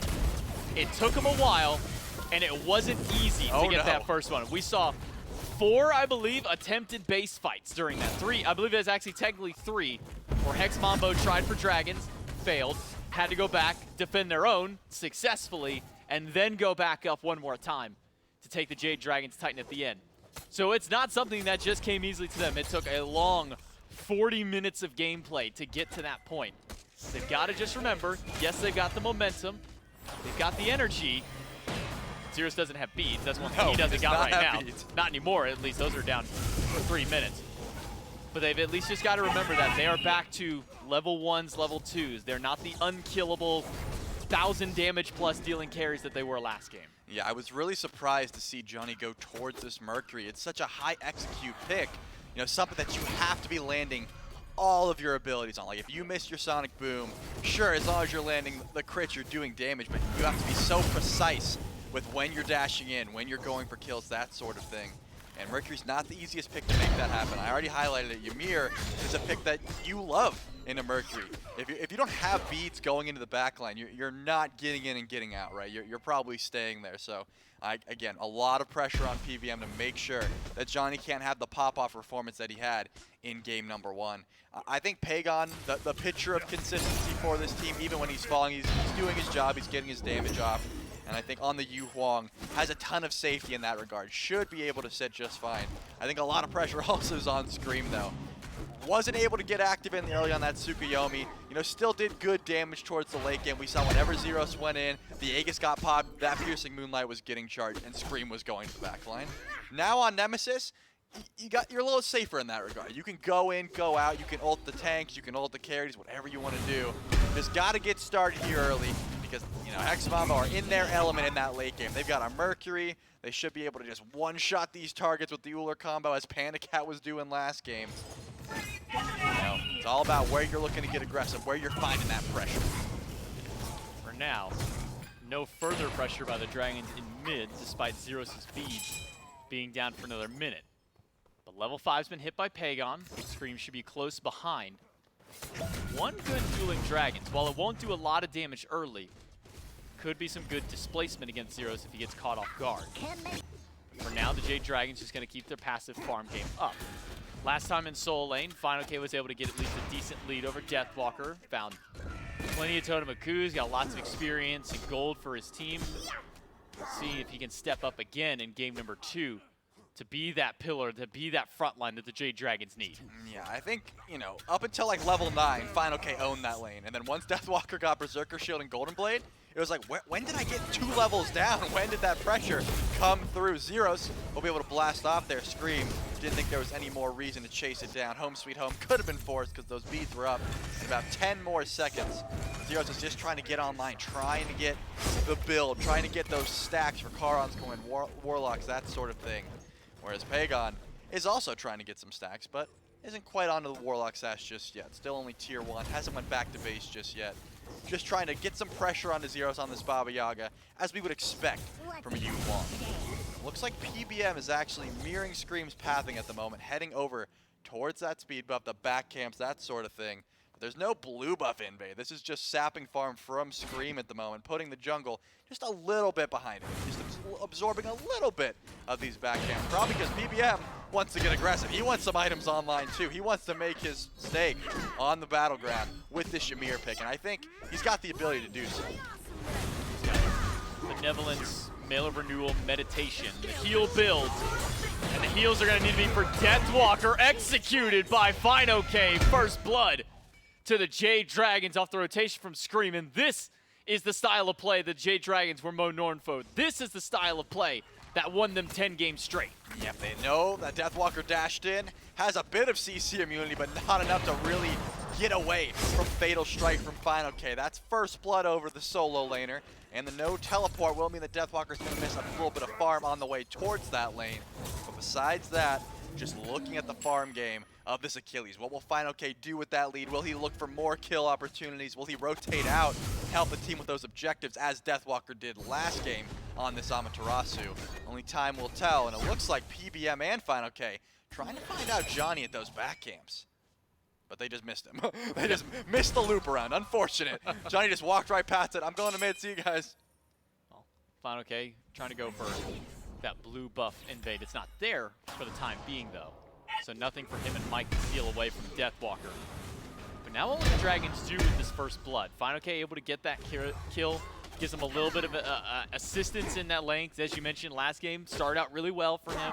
Started falling off once the mid-game levels started coming around and Deathwalker got some of those items. But now we'll see if fineokay can maybe be a bit more oppressive in this lane. Certainly could be the play because of that first blood bounty, but I'm looking at Johnny's build, trying to build into that rage early on, trying to get those stacks, but before that item gets completed, I don't expect to see too many ults channeled unless, of course, some relics are down, unless you're getting the beat. Scream gonna take a lot of poke from Echrome here, but I don't think any kill potential. No one else can try and make that rotation over. Purple buff has spawned in, and Scream is here. PandaCat dropped the Suns onto the wave to make sure that he can get here as well, trying to get some pressure onto this buff. Yeah, Echrome will at least get some damage to PBM, but that's a lot of experience Echrome is going to lose to this tower if he doesn't get there soon. So he'll give up the buff for now in favor of the more important farm, the farm that does technically keep going away once he gets to that tower line. So Hex Mambo holding out, but this lead is slowly starting to climb for the Jade Dragons. 1,500 gold, XP only 600, not too bad. But early gold is important, but an early pick for Mambo maybe even more so, as PBM used the ultimate to get out of danger. PBM had to channel the ultimate there, did get a little bit of that mail of renewal proc, so some HP 5 coming his way, should be sitting just fine. You saw Johnny thought about going for that ult and then remembered, oh yeah, there's a wall that'll just come up and I'll get no value and just not work out in the slightest, so you don't see that channeled. And now Echrome has the opportunity to try and go for a steal with a triple bounce and the ice card, but no way that purple buff is being looked at. We see Pegon going to the Celestial Flight, possibly fearing an abduct from Rottwen, but not looking to get too aggressive in the mid lane is the Hex Mambo, as they know their playstyle. They don't need to play anyone else's game. They're going to get a little bit behind gold-wise, maybe a little bit behind XP-wise, but always will be looking towards that late game, looking to get aggressive where they can. Deathwalker, though, was able to steal away the back camps of Scream and the side back camps, so taking away a ton of farm and actually hit level 10 before fineokay. This Amaterasu has been doing him numbers, farm numbers, gold numbers. That is what is in favor of this pick. Ball off the mark by Mike. Zyrhoes has been doing a good job farming up in this mid lane, getting at least some decent poke anytime Scream or Pegon step a little too close to the wave. That way they can alleviate some pressure, at least in the middle of it. fineokay shows up to the blue buff, finds a stun against Johnny, and you don't want to take this boxing match, Johnny. You are definitely losing against a Soul Eater Glad Shield Achilles when all you have is just the Golden Blade to your name. Deathwalker will dash himself away and out of danger because Scream once again hovering around by this Totem of Coup. Yeah, definitely a smart call. If Scream stayed hidden for a couple more seconds, I was curious if Deathwalker was going to dash through that wave. But with the build currently, you only have to stack up the shield a little bit. You don't really need to dash through to guarantee your full clearing. So probably wouldn't have been the case either way. And still going to be sitting pretty safe in that lane. Climbing up to about a 2K gold lead in favor of the Jade Dragons. Just under 2K. And we haven't seen too much pressure elsewhere. The XP certainly in favor of Johnny and Deathwalker in that matchup, the 2v2, but there's a trebuchet here, and I imagine they probably just want to kill this thing and save their tower. They're not looking to get too aggressive, looking for fights at the moment. Rottwen walled off in order for him to go. And that trebuchet might get a ton of poke value if nothing is done about it in the solo, but it seems that Deathwalker over there is able to keep it pushed back and mitigate some of the wounds. But the Jade Dragons are setting up for maybe a Pyromancer pull if fineokay decides to rotate over. If Pegon comes over from mid lane, could be an objective and really start to spiral this gold. Echrome not really having a great time in the dual lane for now. Having to square off against PandaCat is already a tall task, but PandaCat on Ho Yi, even harder to do so. Jade Dragons still get not only tier 1 tower in solo, but out of Pyromancer, a massive extra influx of gold now over to the Jade Dragons. We're sitting now at nearly 4,000 gold up. Yeah, there was just no way Deathwalker could walk up towards that trebuchet with that amount of HP. You're in fatal strike range. You're not going to be able to get anywhere near fineokay to defend that one. So the tower goes down, as well as that Pyromancer, as you highlighted. We saw Johnny sitting over in left lane for quite some time, just channeling that Sonic Boom, but PandaCat sitting in base, wanted that full executioner, wanted to get beads as well. Hits over level 12. We're seeing a massive influx of gold in favor of the Jade Dragons. I would not be surprised if we're going to look at this Gold Fury pull, because guess what? fineokay's not in lane. He's over at this Gold Fury. One wall from PBM could spend just a little bit of extra pressures towards Rottwen on this Khepri, but now it's time. Gold Fury's being pulled, and only Rottwen's stepping up thus far. Wall will easily stop this one. Gold Fury with the Suns on top. Jade Dragons will grab the Fury with no contest. And this is just getting worse for Hex Mambo. A 1-kill game that put up nearly 3,000 gold for Jade Dragons, then 4,000 once we add tower and objective. And add the Gold Fury in there, and it is just getting harder and harder. The gap is getting wider and wider for Jade Dragons over Hex Mambo. The only one who's maintaining parity or some form of lead is Deathwalker and Solo. But fineokay can still put the hurt on with his boxing. Yeah, no doubt. Dzoni does have the XP lead as well up against Scream, but, you know, itemization-wise, Scream's got the Golden Blade and the Erendite, 2 core items for Nemesis being able to farm effectively as well as chase you down, whereas Dzoni would love to get some rage stacks online, love to get some crit chance. Finally, 12 minutes in, that rage has been completed for Dzoni, but here comes PBM and Scream, possibly looking to get aggressive in the enemy jungle, but Hex Mambo, they've got no more farm left to have. It's just Deathwalker sitting a tower line here. There's nothing else you can invade. The Jade Dragons would love to group up for something, some sort of fight, trying to force Hex Mambo to get aggressive, but unless you're pulling FG, I don't imagine you're going to see any of that aggression. Fury down for 4 minutes, Pyro down for about 3 of its own. It's going to be a while before we see a fight around the objective, so it seems that farm or maybe a gank is the call. Scream rotates in, but gets spotted out by Echrome, so no gank on the duo for now. Echrome wanted to stop the back, but was a little wide anyways, and a little late to the party from being able to stop that one. So for Hex Mambo, Charlie, I'll pose it to you then, is what is their avenue back in? Is it waiting for Jade Dragons to pull a fight and make a mistake? Or do they wait for one of these objectives to come back up and try and take a fight there? Yeah, I definitely don't think that they need to force anything just yet. Fighting for the next Fury, I would want to see the Hex Mambo try and get a little bit aggressive there, because you're going to start to see these builds get a little bit out of hand here if it continues at this pace with that gold deficit. But as it stands, you know, the oppositions of the Jade Dragons aren't looking too far gone. They still have some power spikes here. Like, the XP is very neutral. It's just the builds. That's what you got to pay attention to. I mean, Deathwalker is still finding opportunities to go for these blue buff invades. It's not working out more often than not, but they're trying to get aggressive. Dzoni channeled the Sonic Boom for a second, but can't really find an avenue. This is triple bounce territory here. This is where PandaCat thrives, fighting in the jungle. Scream gets axed off the instant he dives in onto Echrome. Crow goes out by PandaCat, but it's on Echrome. The sun's rained down on Rottwen, stunned inside the outer edge.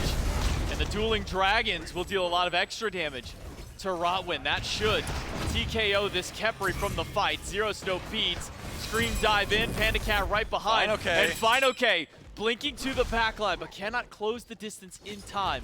Hex Mambo, 3 forced back to base, only Zyrhoes and Dzoni on the way back in. Yeah, a ton of relics forced as well, but nothing really too worthwhile unless Zyrhoes, of course, can land the potion and the first ability. I don't think it's going to be enough. Even one potion's not enough to kill there. You need the auto attack, and good wall. Not going to be able to chase any further. Dzoni does have Sonic Boom, though. I don't imagine the lineup will show itself. It will, and he's not going to reach it, but that's going to be a crit and 1 stack on the rage. Scream tries to go for the aggression, but Dzoni gets the kill and gets out. Beautiful play by Dzoni. Found the line I probably never would have found. I'll give him that much credit there. Closed the gap, and the fadeaway Cool Guys Don't Look and Made You Look crits as he finds his first kill, finds that first stack on the rage, now working towards Deathbringer right after.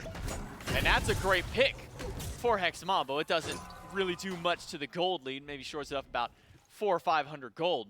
But any pick that you can find to slow down the Dragons is big for this team. Yeah, no doubt. Again, I think this Oni Fury is where I want to see Hex Mambo start to get aggressive, start to come out of their shell a little bit.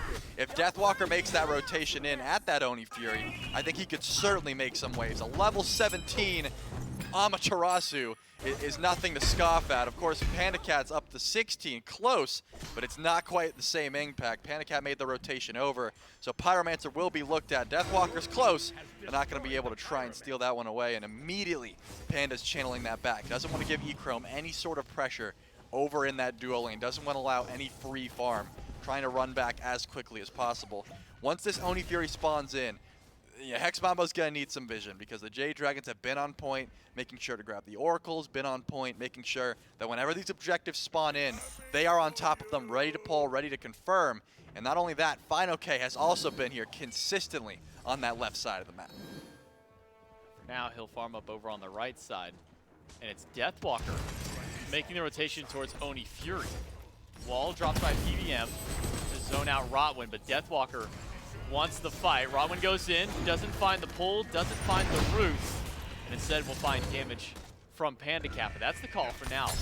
The Jade Dragons to make their counter rotation because Rottwen, half HP on the Khepri, eats a little too much poke from PBM and PandaCat. And now the full force of the Jade Dragons is fineokay right on the tail end of the fight.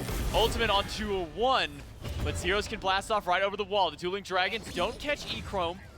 And Hex Mambo haven't eaten too much poke. It's only Rottwen low. Yeah, only 2 ultimates down, but now the Jade Dragons feeling confident in pulling this Oni Fury. No one's showing any sign of going in, and actually they will just be giving this one up. We've seen Johnny on the right side of the map consistently farming during that whole engagement. Johnny said, hey, Deathwalker, you're level 17. You go help. I need farm. I am a late game character. I need that gold online. Unfortunately for Johnny, Jade Dragons are going to get even more gold during that engagement with the Oni Fury and getting some presence throughout the map.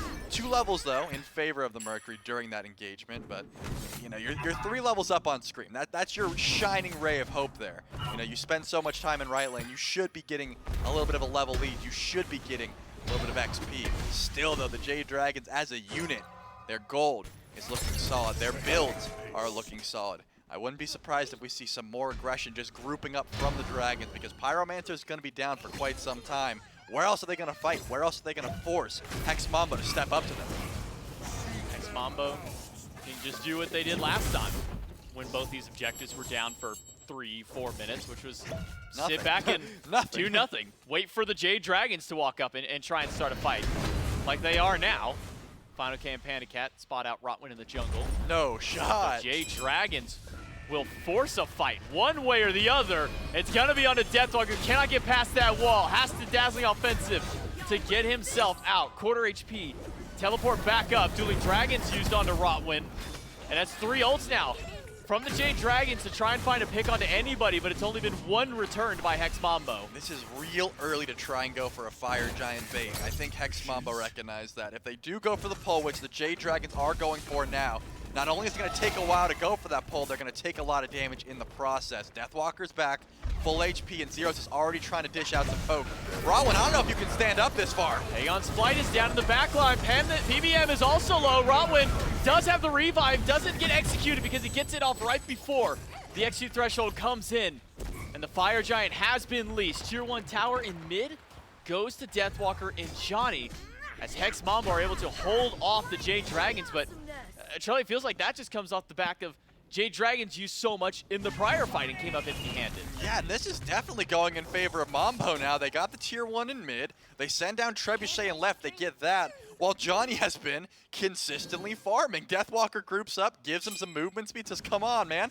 Let's go get some farm. Oh, you're 3 levels up on Scream. We're going to continue that trend until late game. Scream! Echrome gets triple bounce, has to leap away, but he is gone. Yeah, that's not where you want to stand against PandaCat on his signature pick. And you were saying it before, he's going to find those bounces. When his team needs him to step up, he does so. And Deathwalker feeling the burn from Pegon's damage. Fire Giant pulled yet again.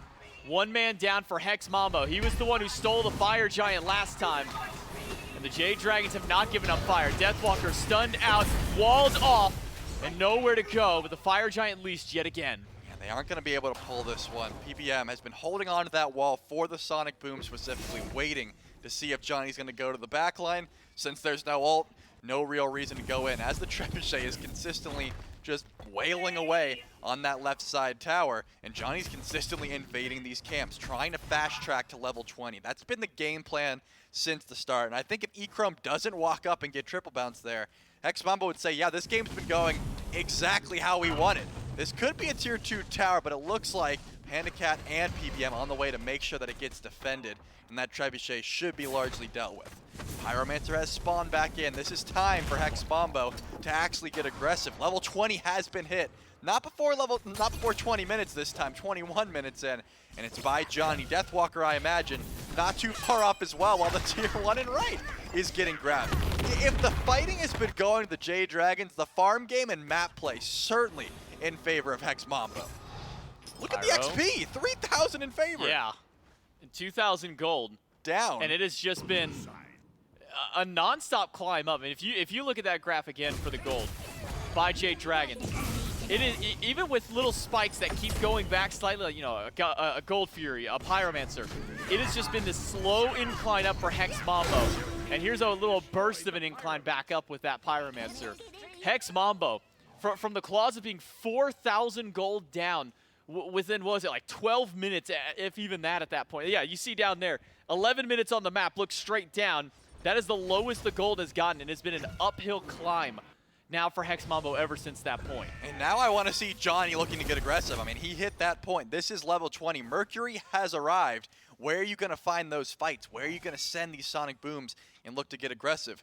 I just saw how much damage you did to that Pyromancer. That's all well and good. Do that to someone. Find a pick. Find these ultimates. I think Hex Mambo are feeling confident finally, and they will group up. They will still try and split up the map with a bit of split pushing here and there, whereas Johnny's pushing mid. But it's time to look for some aggression, try and force some relics out. At the moment, no key relics are down except for Echromes, who are up in 3 seconds, and then Hex Mambo will be looking to try and engage here. The Jade Dragons more so looking towards pulling that objective, but they're going to back off because they realize, wait, where's that Merc at again? Where did Dzoni disappear to? The million-dollar question that the Jade Dragons have to figure out the answer to. Because at this point, they don't know. There's no wards on the left side of the map, except for 1, 2 I see over by the purple buff at that point to see if maybe Dzoni sneaks in from inside the lane to try and get a gank over there. But the Hex Mambo are sufficiently keeping Jade Dragons from doing objectives more than anything. And then after that, taking towers or taking buff camps, just stripping farm off the map and clawing their way back in this game. Yeah, it's an annoying team comp to face up against because the Jade Dragons want to draw a line in the sand and say, okay, you're split pushing, we'll just go for Fire Giant, but they really can't. Deathwalker has been so slippery. Rottwen hasn't been executed yet, has been able to stand at the front line just getting some vision. Echrome jumps out, fineokay gets the blink, and that's going to be the dueling Dragons. Both rogues down. Beats and ages away. Ultimate from Deathwalker doesn't catch fineokay. The wall and the Suns will zone the Jade Dragons from Hex Mambo. And Echrome doesn't have much sustain to his name, at least not as far as the build is concerned. Dzoni will back up, grab his speed buff. Very important one is specifically for Mercury, one of the few gods I'll say, okay, take a moment, grab that buff. You're going to need it for the extra power boost. But Hex Mambo are going to need Dzoni for the Fire Giant fight. Relic in by Rottwen. He'll be able to dash past that wall. Deathwalker boxes off against Screammmmm and fineokay, who will zone them out. And Dzoni waiting on the left side of the fight, waiting for his opportunity to join in. That was such a sick play by Rottwen. Tried to use the Phantom Shell to pull PBM through his own wall, but unfortunately the abduct missed. And now it's time for the Jade Dragons to get aggressive. Zyrhoes does get stunned out, but the follow-up is not going to be there. Screammmmm does a double dash inward, but doesn't have the damage to finish this one up. Where's Dzoni rotating around back? Aegis catches at least good, but Rottwen goes down. Damage from Zyrhoes finds one! Onto PBM, a 1-for-1 trade. Both supports down, and Dzoni wants the gap, wants the shot, will find PandaCat, but he's not going to find anything more. Execute. Not going to matter for fineokay because Pegon executes Deathwalker all by himself and turns it to a 2-for-1 trade for the Dragons. Well, the Dragons feel confident enough to pull this objective, given the fact that everyone is backing up. I don't think that's the call. Screammmmm does find the ult, but now Screammmmm could be in some trouble if Dzoni gets the pull here. Wait, fineokay teleported in. They can turn this. Dzoni stunned out. Dzoni still has beads. Body blocks are good by fineokay, but not enough. Now it's Echrome back on the way in. This slow conveyor belt style of play is only benefiting the Jade Dragons at this point because they're the ones with fully healthy HP bars. Deathwalker can't teleport in when he respawns back with his Fire Giant. This is a true 4v5 that I don't think Hex Mambo want to take. The Suns are dropped. Fire Giant, quarter HP. fineokay stun. Rottwen, can he steal it? No, he cannot. The Jade Dragons get the fire, but can they find their escape? Can Dzoni find his way to the backline? Finds fineokay, throws it back to the wings of Zyrhoes and finds the pick. Dzoni's second kill of the game, but PBM finds the double stun, and PandaCat and Pegon turn it back around. Jade Dragons find 2 more picks, and Hex Mambo on the run. Zyrhoes pushed by the wall, and it's a triple kill for Panda, making a quadra kill. Only Deathwalker alive. The Jade Dragons can just run it up the right lane. This is the PandaCat that I was talking about at the beginning of the game. This is the PandaCat that is not about to get 2-0'd by the EUSCC team. He wants to get aggressive when he can. Quadra kill, and now it's time for the Jade Dragons to run it down right lane. There are some low health bars here. Deathwalker's trying to wrap around, but it is not going to be easy to stop the Jade Dragons. In fact, I think it's impossible. 5 seconds for Rottwen, but it's only the frontliners, and against the full damage dealing of the Jade Dragons, they should be able to take this one out. Stun will only find 1, and that's not going to be enough. The Titan still batting away. There are 4 towers up, and that might just be enough HP. Deathwalker will get revived, but it's going to be too little and too late. A double kill to end the game for both Panda and Deathwalker. An impressive turnaround by the Jade Dragons. Trelly, once again, we are going to game number 3. I mean, PandaCat goes massive, but PBM wrapping around, finding that double stun. Pegon hits the Dueling Dragons, pulling Zyrhoes back in, making sure that there is no way that the Hex Mambo was going to escape there. They wanted blood. They were angry about how game 1 went, and you're right. We are going to game number 3. No more shenanigans. This is where everything is on the line. Now, what was the phrase that you told me about PandaCat when we come into these kinds of situations? I said, when your back's against the wall, PandaCat hits the bounces. Something like that. Something like that before the games even started. But I knew when I saw PandaCat go towards this Hoagie, he was feeling confident and he wanted to get active. Oh, we saw the bounces. We saw a triple onto Echrome that nearly full tapped him. We saw a couple in that last little fight for the Jade Dragons to take game number 2. We're going to take a break. When we come back from the break, game 3 in our final game of Quarterfinal Friday.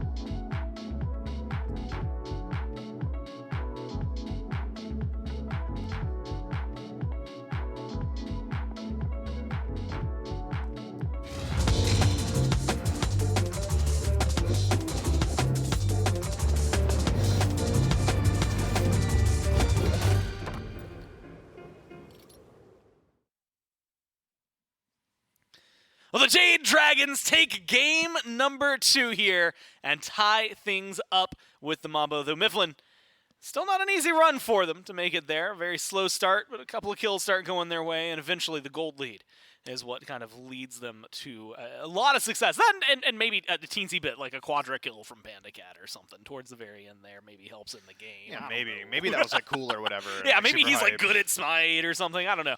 It was like very, that. very solid for him. Look, the Ho Yi, something that not a lot of people are going back to often, but PandaCat is, and PandaCat keeps winning with it, so why bother changing? Look, after however many games in a row that this team won with Scream, it was bound to happen that they would lose one game eventually. That's game number 1. Mambo, I don't think out of this by any means, but this is definitely feeling like a slow awakening, I guess, for the Dragons once again. I mean, this is a team that based on Sunday, based on, I guess, actually Saturday last week, we probably would have been discussing about going more than likely to the finals because of the performance they were having here. And now they're still backs against the wall, Mambo, with their opportunity. And so here for you, what did you see in this game that either A, the Dragons did right, or B, Mambo needs to clean up? Dragons brought the aggression early on in this one, and it works out for them. I would say some of these objective calls a little bit iffy. At times, I would argue coin tossy for the Jade Dragons, but Hex Mambo weren't quite able to step up to it. The Dragons are able to Jazzberry jam them once more. I think this is exactly the strategy that you should expect from the Jade Dragons to continue throughout the entirety of this event. Just bring that aggression early on and make sure it continues. Otherwise, what I need to see adjusted from Mambo is the jungle player damage, man. I feel like Johnny just was not entirely present on this Mercury. Yeah. At one point, I think it was about 20, maybe 18 minutes into the game, I looked down, I was like, oh, Johnny's got 2,000 damage. That's probably not exactly ideal if each one of your auto attacks is hitting for upwards of 1,000. But to speak holistically about this set, it's something that Dave had said to me a little while back, and he said, hype is awesome and all, but the hypest thing you can do is follow through. Game 1, phenomenal for Hex Mambo. Game 2, phenomenal from the Jade Dragons. But for it to be true hype, you gotta win out in the set. And what better way to bring it than in Game 3, man? I am so excited for this one. If it were up to me, for the fans at home and for production and everybody here, I would just get us into the game right now. Unfortunately, we got to do our dues and analyze some P's and P's. That's not even like, I'm going to be real with you. We don't do that for funsies. Like, they have to do that. Like, the players are doing the picks and bans part. That's right. We're talking about it. That's right. Because it's good air, I guess. That's I don't right. know. Question marks around here? It's good air. Yeah, and you know what? And it's because you're on the desk with me. That's why it's good air. I'm thinking it's 85% you, 5% me, and then, like, I don't know, 10% like the graphics. like the pineapples I behind think us. I was actually, I would argue the 85 should go to not me and probably literally anywhere else. Gore, I'm going to stop you right there, man. Okay. We just got to get in P's and B's now, man. The fans know at what? home, Let's do they've it. been waiting too long. Why not? Yeah, let's Hey, get look. in there. You said the magic words. Is it P's and B's? Yeah. That's right. How do you, never mind. Let's not get into that. Instead, let's get into picks and bans like you said. Mambo. Hey, guess what? Their first pick one more time. So far, the bans are the exact same. King Arthur on the side of the Mambo. Dragons ban out tier. Now, this is going to follow a similar path to the first 2 games. Lancelot, yeah, locked in. This will either be Heimdall or Loki. Oh, no, it will not. It's Amaterasu. So a change up from the from the Dragons here, Mifflin. And forcing a change up for the Mambo, so you were right. You were We right. get something new. Absolutely. I wonder what that new look is going to be for Deathwalker with Tyr and Amaterasu taken off the table. I know in the past that it would be incredibly cool to see it. I don't think we'll see it right here. But like the Ares solo has been looking mighty fine from old DW.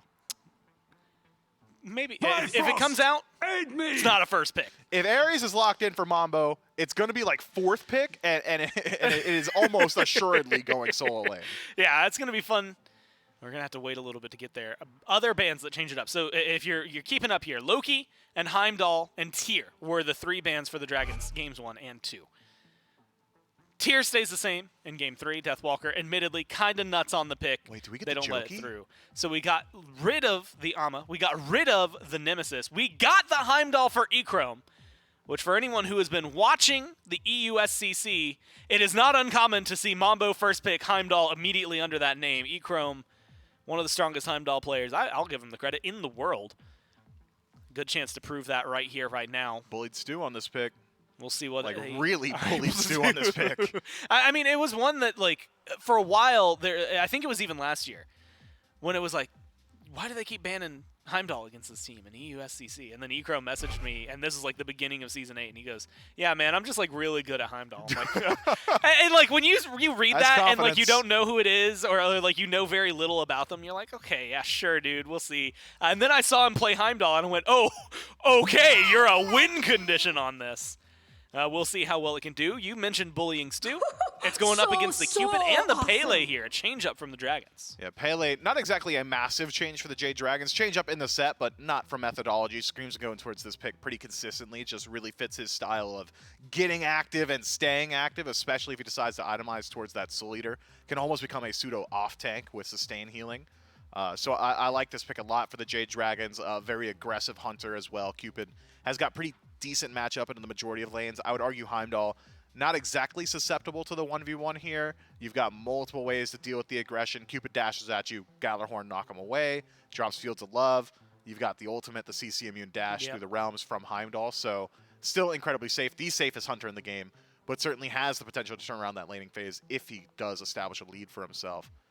I am curious about this selection here, though, because if we don't see Loki locked in for Mambo, it is almost certainly going to be banned by the Jade Dragons, consistently banned so far in this set. Both games 1 and 2 banned out in that first phase. This is the first time it makes its way through the bans.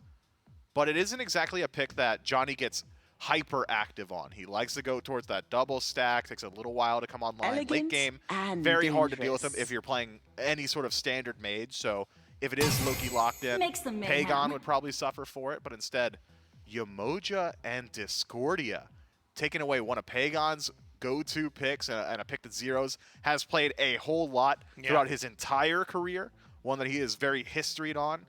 But Yamoja, very curious. It is worth noting that the standard for the support for Hex Mambo is Trix Tank, Rottwen stepping in for him, and now playing one of the most mechanically, or I'll go ahead and say it definitively, the most mechanically demanding god in the game. Could be interesting. That's a vote of confidence, though, locking in the emoji here against the Jade Dragons. Yeah, have to be confident, not just in their play, but how you're going to match up. Rottwen, I will say, look, friendly reminder, it's easy to forget this. Rottwen's a sub for the tournament, by the way. That's right. Making some of maybe the most insane support plays that we've gotten to see. Merlin locked in there for the Dragons. Mifflin, and just because it comes into the ban phase, has to be mentioned over the Khepri. So the Dragons, whatever support is on their mind, Khepri was not on that list, despite the wild success that this pick has had, I think, grand scheme. Loki, Daji, both still available going in to the second ban phase, now taken away by the Dragons. Kabrakan joins the Khepri, and the Mambo will now sit and wait with bated breath, like the rest of us, for what the Dragons are going to lock in here. I mean, Khepri, though, making it this far, do you like the Merlin lock-in over some of the supports that were still available? I think I would have preferred to see that Merlin be a Khepri, but Merlin, oh wow. Merlin is a very consistent pick, one that is very strong on defense. I'm not so sure it synergizes well with now what I believe to be the mid 3v3 for the Jade Dragons, Pele, Merlin, and now Baron Samdi.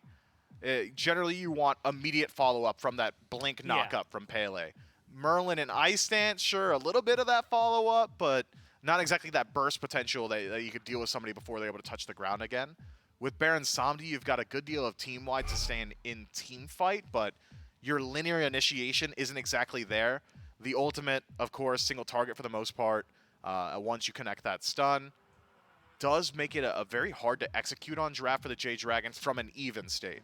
This is a draft for the Dragons that if they establish an early game lead, they're just gonna to make a mess of Hex Mambo. I mean, this is a team that has got a whole lot of damage and a whole lot of single target rundown.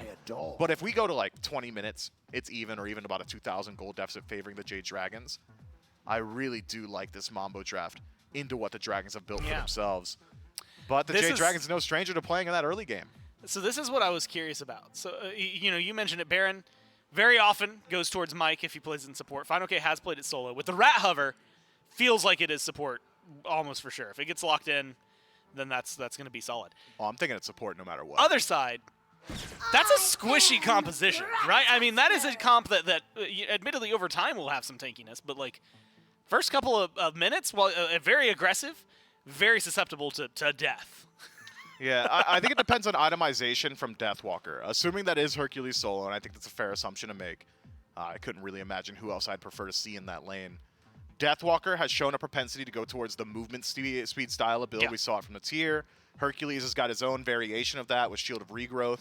So it could be a pretty squishy composition come late, but having the Hercules be your primary front line will allow the Yamoja to play a little bit more so in her own back line, which is Yamoja at her best in my mind. You kind of want to walk up, drop your walls, back up, and start playing sustain with the rest of your team. Yeah. So you will have the space control from Hercules.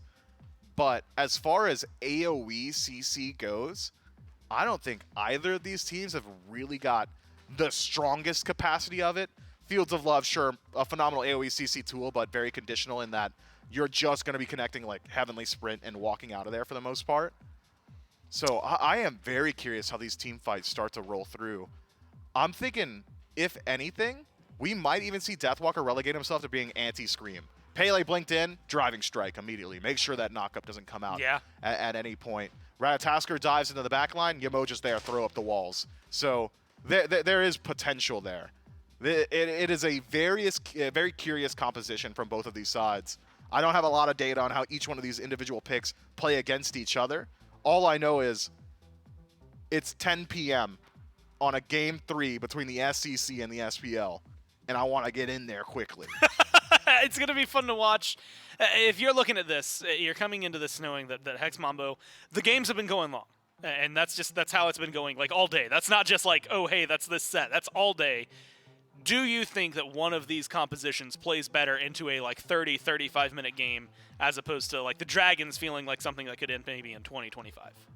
I mean, both these comps are going to be really good come late game. Super hard to sleep on Merlin once he's at the absolute apex of his build, 6 items deep. Pele, of course, very strong. Maybe doesn't scale as hard as Mercury, but certainly is a lot easier to execute on, as exemplified in the previous match. But with Johnny going back towards the Mercury, that expresses confidence in his ability to make that pick work. It's a cop-out answer, but I might say like 55-45 favored Mambo at an even state 30 minutes in. Well, we'll get to see what it is again. Who cares about what we have to say about it? Let's just watch game number 3 and jump right into it. So without further ado, it's J-Mac and Trelly. Thank you so much, Gore and Myth. Game number 11 out of potentially 12 on day 1 of Masters week number 2. And it's Hex Mambo and Jade Dragons, maybe the most unexpected of all of these matchups today, to go to a full 3-game set. And as Mifflin said, we are at 10 p.m. in the night. I know that for us on the casters, we've been here since 10 a.m. in the morning. Production's been here since 9 a.m. or earlier, so we are hitting some long days to start this one out. And Hex Mambo and Jade Dragons, what a great set to cap off our first day, Trelly. Yeah, I passed by Zyrhoes when I was going to the bathroom, and he said, we got to make sure to end this one. Johnny said he can see light out the window. So remember, Johnny playing from home. And over in Europe, it's getting light outside. So it's time to make those plays. Confident Johnny going back to the Mercury. Would love to see some of those Sonic Booms connect this time around because there's no Ymir wall, right? The PBM does not have the ability to just say, nope, even if you hit your ult, you actually didn't hit your ult. On the Baron, one of the most winningest picks that PBM had, a great win rate, I should say. For a while, it was undefeated. Not the case anymore, but still one that PBM loves to go to in dire situations. We've already talked a great deal about PandaCat on the Ho-Yi. PBM he feels pretty confident on the Baron, so I expect to see some lane pressure once you get your abilities online and you're able to get some presence in that lane. Really just depends on, are you landing those wrap 'em ups? Do you have the follow-up? Are you hitting heart bombs from PandaCat? When you're playing at this level, when it's this time of the day, I imagine all of those abilities are landed. I gotta imagine for Hex Mambo, they want to end this game as soon as possible. Because as you say, it's getting late for Dzoni. It's getting late for just about everybody, really. Maybe only our friends over like on the west coast of the US aren't too bad. They're like, oh, what are you talking about? It's like just barely past dinner time. Meanwhile, everybody else sitting here going, man, these are some long days ahead. Now, maybe fortunate for the rest of us, it's only 2 best-of-5s tomorrow. Still potential 10 games, though, and then a best-of-3 and a best-of-5 on Sunday. So potentially 8 of them that can be played then for 3rd place and for grand finals. But here on day number 1, our final set, it's Hex Mambo took game number 1 off a massive base race battle that they got thwarted on their own, trying to stop the trying to take Jade Dragons, then defended their own Titan against the Jade Dragons, and immediately after go down and end it. Jade Dragons off the back of a PandaCat quadra kill in a Fire Giant jungle fight. Jade Dragons take game number 2. How do you top that for game number 3? It has to just be a pentakill at that point. Yeah, whichever team wins needs to have a pentakill. I don't care who it is. At this point, I'll take PBM or Rottwen getting the pentakill. That'd actually be the craziest. Yeah, that would be the most entertaining. So hopefully something along those lines does occur. But at the moment, it's more so just been the quiet farm. Scream is getting aggressive onto Dzoni. There's a reason. Started this blink, had to use the beads, Dzoni, and actually did take one more shot. So a little bit of damage coming his way and the beads going down, but Scream expended blink and didn't get the kill. But what they did do was get some pressure onto Deathwalker's blue buff. Deathwalker's trying to fight. Deathwalker gets the push. Dzoni's healed up a little bit. The knockup is there. The stun is now down. Deathwalker needs that heal to come through, but he doesn't have it. Instead, his jungler will leave him be. First blood goes to Scream. Blue buff goes to Scream and fineokay. All downhill on that fight for Hex Mambo. Yeah, the double assassin is just going to have such a good time fighting. Of course, if Dzoni was there, a little bit healthier, you know, had some sustain, maybe that fight goes a little bit better because Hercules loves to go for those brawling fights early. You proc that passive, he starts swinging even harder, but unfortunately, as you called out, didn't put a point in to mitigate wounds, didn't have that extra sustain. That means that fight goes in favor of the Jade Dragons. The gold lead isn't going to be too outlandish, it's just a first blood bounty. But you want to make sure you're playing to the best of your ability, and getting the first blood for Scream is certainly how the Jade Dragons want to do it. And it's what the desk was talking about. Jade Dragons want to get out to an early lead with a composition like this. Sure, they can square off with Hex Mambo in the late game. They can take some of those team fights late. I think the rough odds that Myth gave was about a 55-45. And that's usually a coin toss that the Jade Dragons, you think back to rivaling the objectives back in those days, they're willing to take coin tosses. And Hex Mambo, they probably don't want to take one against a team that's so seasoned in doing so. Yeah, I would say so. They're confident in sitting back until late game and farming, but you know, taking a coin toss is never the best way to ensure your victory. I've always said, you know, playing off of your own like play style is always great, but playing off the enemy messing up, I don't think is ever the way you want to go. Rottwen is going to be pulled in here by the coffin, trying to get out with some riptides, has the heart bomb and should be able to get out of here. Yeah, makes his way through. That's 2 ultimates down on both sides, Echrome and Rottwen. Actually, Echrome doesn't even have his. Meanwhile, PandaCat PBM using both of theirs to try and get the support. Echrome didn't hit 5 yet. I saw 5 on the other 3, and I'm like, oh man, what did Echrome use his ult on? He didn't even have it for that fight. He just wasn't available to try and throw that one out there. But good on Rottwen for being able to escape and holding on to his relic too. Yeah, now it's time for Scream and Pegon to look at this red buff. Scream blinking in, getting the lead from Zyrhoes, and going for the ult. One more shot will do it, but the Riptide is going to be enough to get Zyrhoes out of there. He does eat the apple, but he will be just fine. Instead, it should be a red buff. Stolen away as long as Scream times it right. Or maybe just Pegon for throwing out that ice bolt.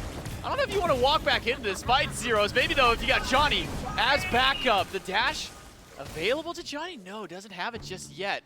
We'll miss a couple of swings there against Pegon and Scream. PBM rotates in, but doesn't find the snake toss that time around. Jade Dragons do steal away the red buff, and they're able to all walk out.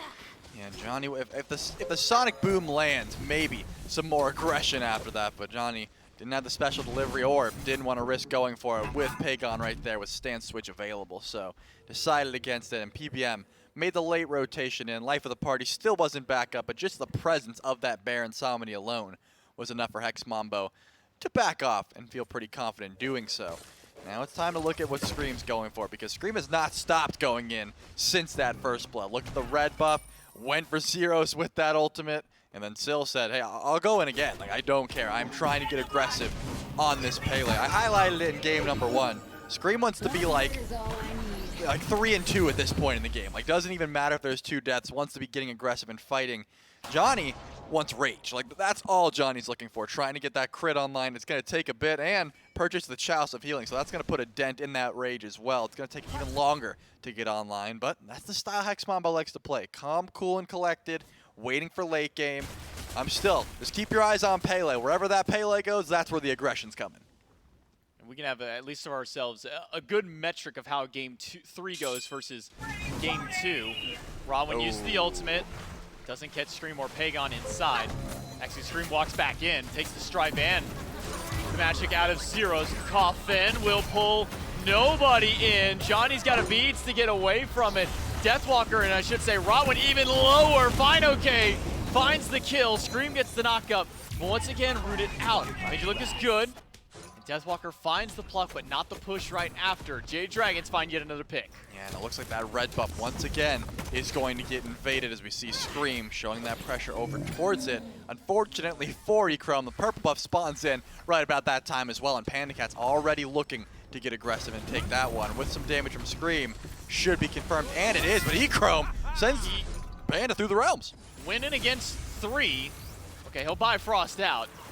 Kind of a wild play for Echrome to go for that one, but respect to him at least for diving in against those 3.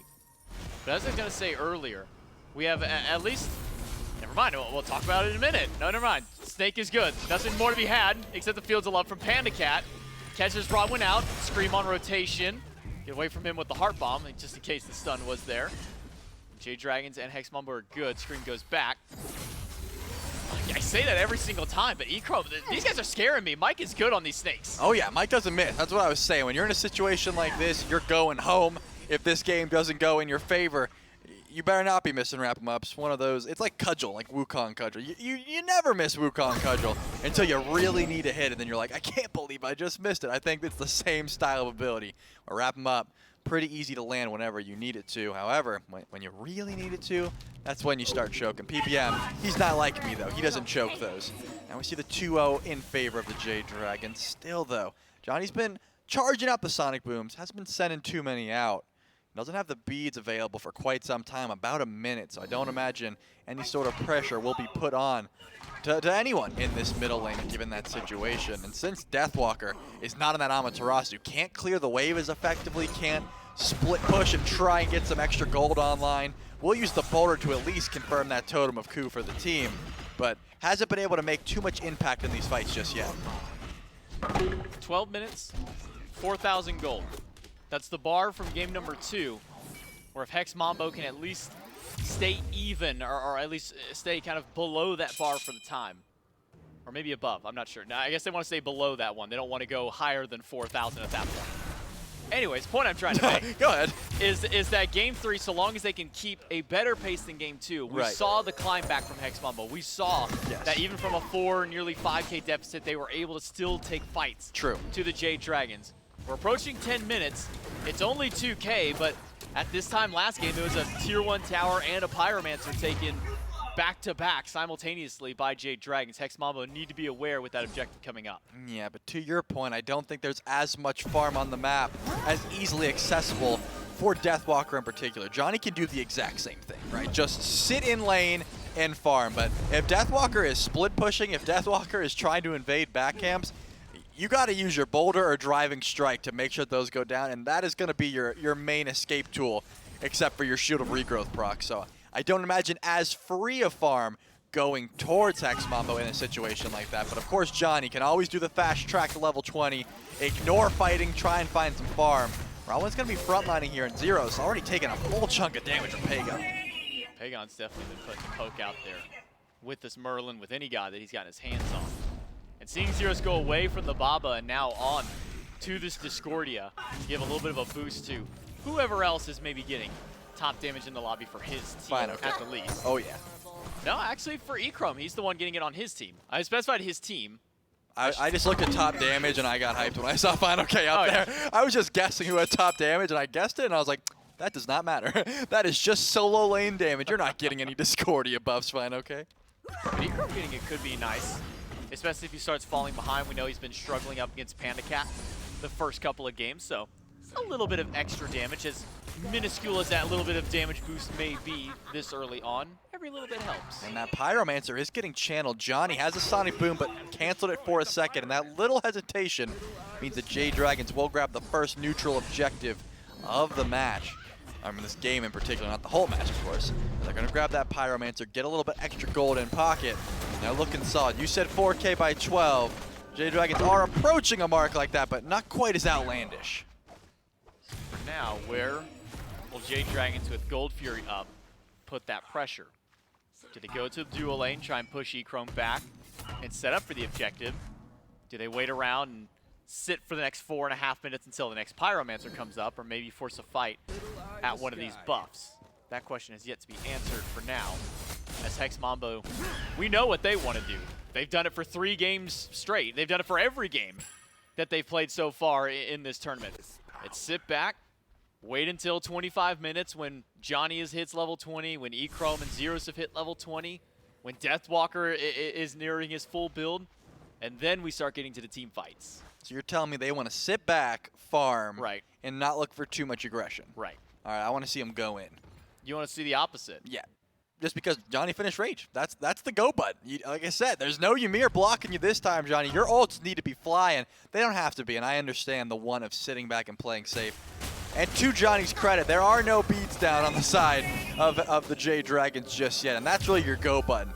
Getting the beads with Sonic Boom is one thing, and that works out in duo lane, but anywhere else, if you're ulting in and your ult gets beads, you run the risk of getting turned on. And you're a level 11 Mercury with no second relic. It's not easy to ult in and get out effectively.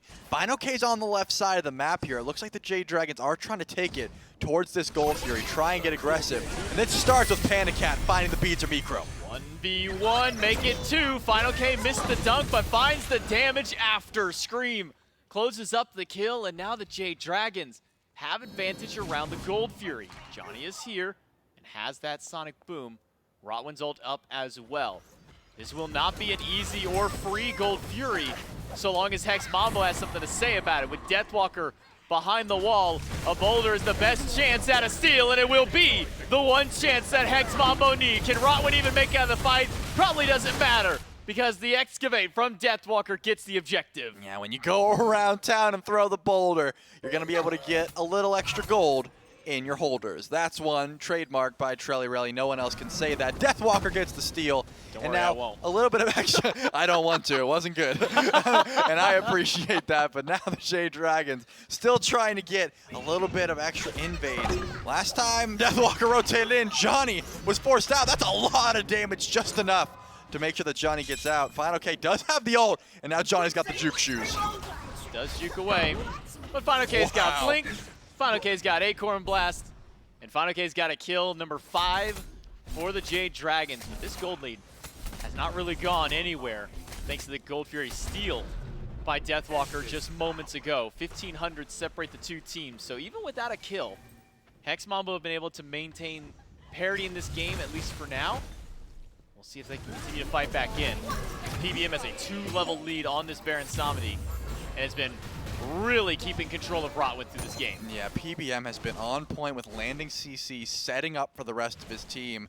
I mean, Merlin's got some big circles. It's hard to miss your abilities, but Rottwen getting pulled back in and going to take a ton of damage. Golden Apple hits one, but the heal just off the mark, so Rottwen can make it back to the Tier 1 tower. Beads down for PandaCat, and that's a call for Echrome to go for that boxing match. You can see him really wanting to bring the fight to Panda.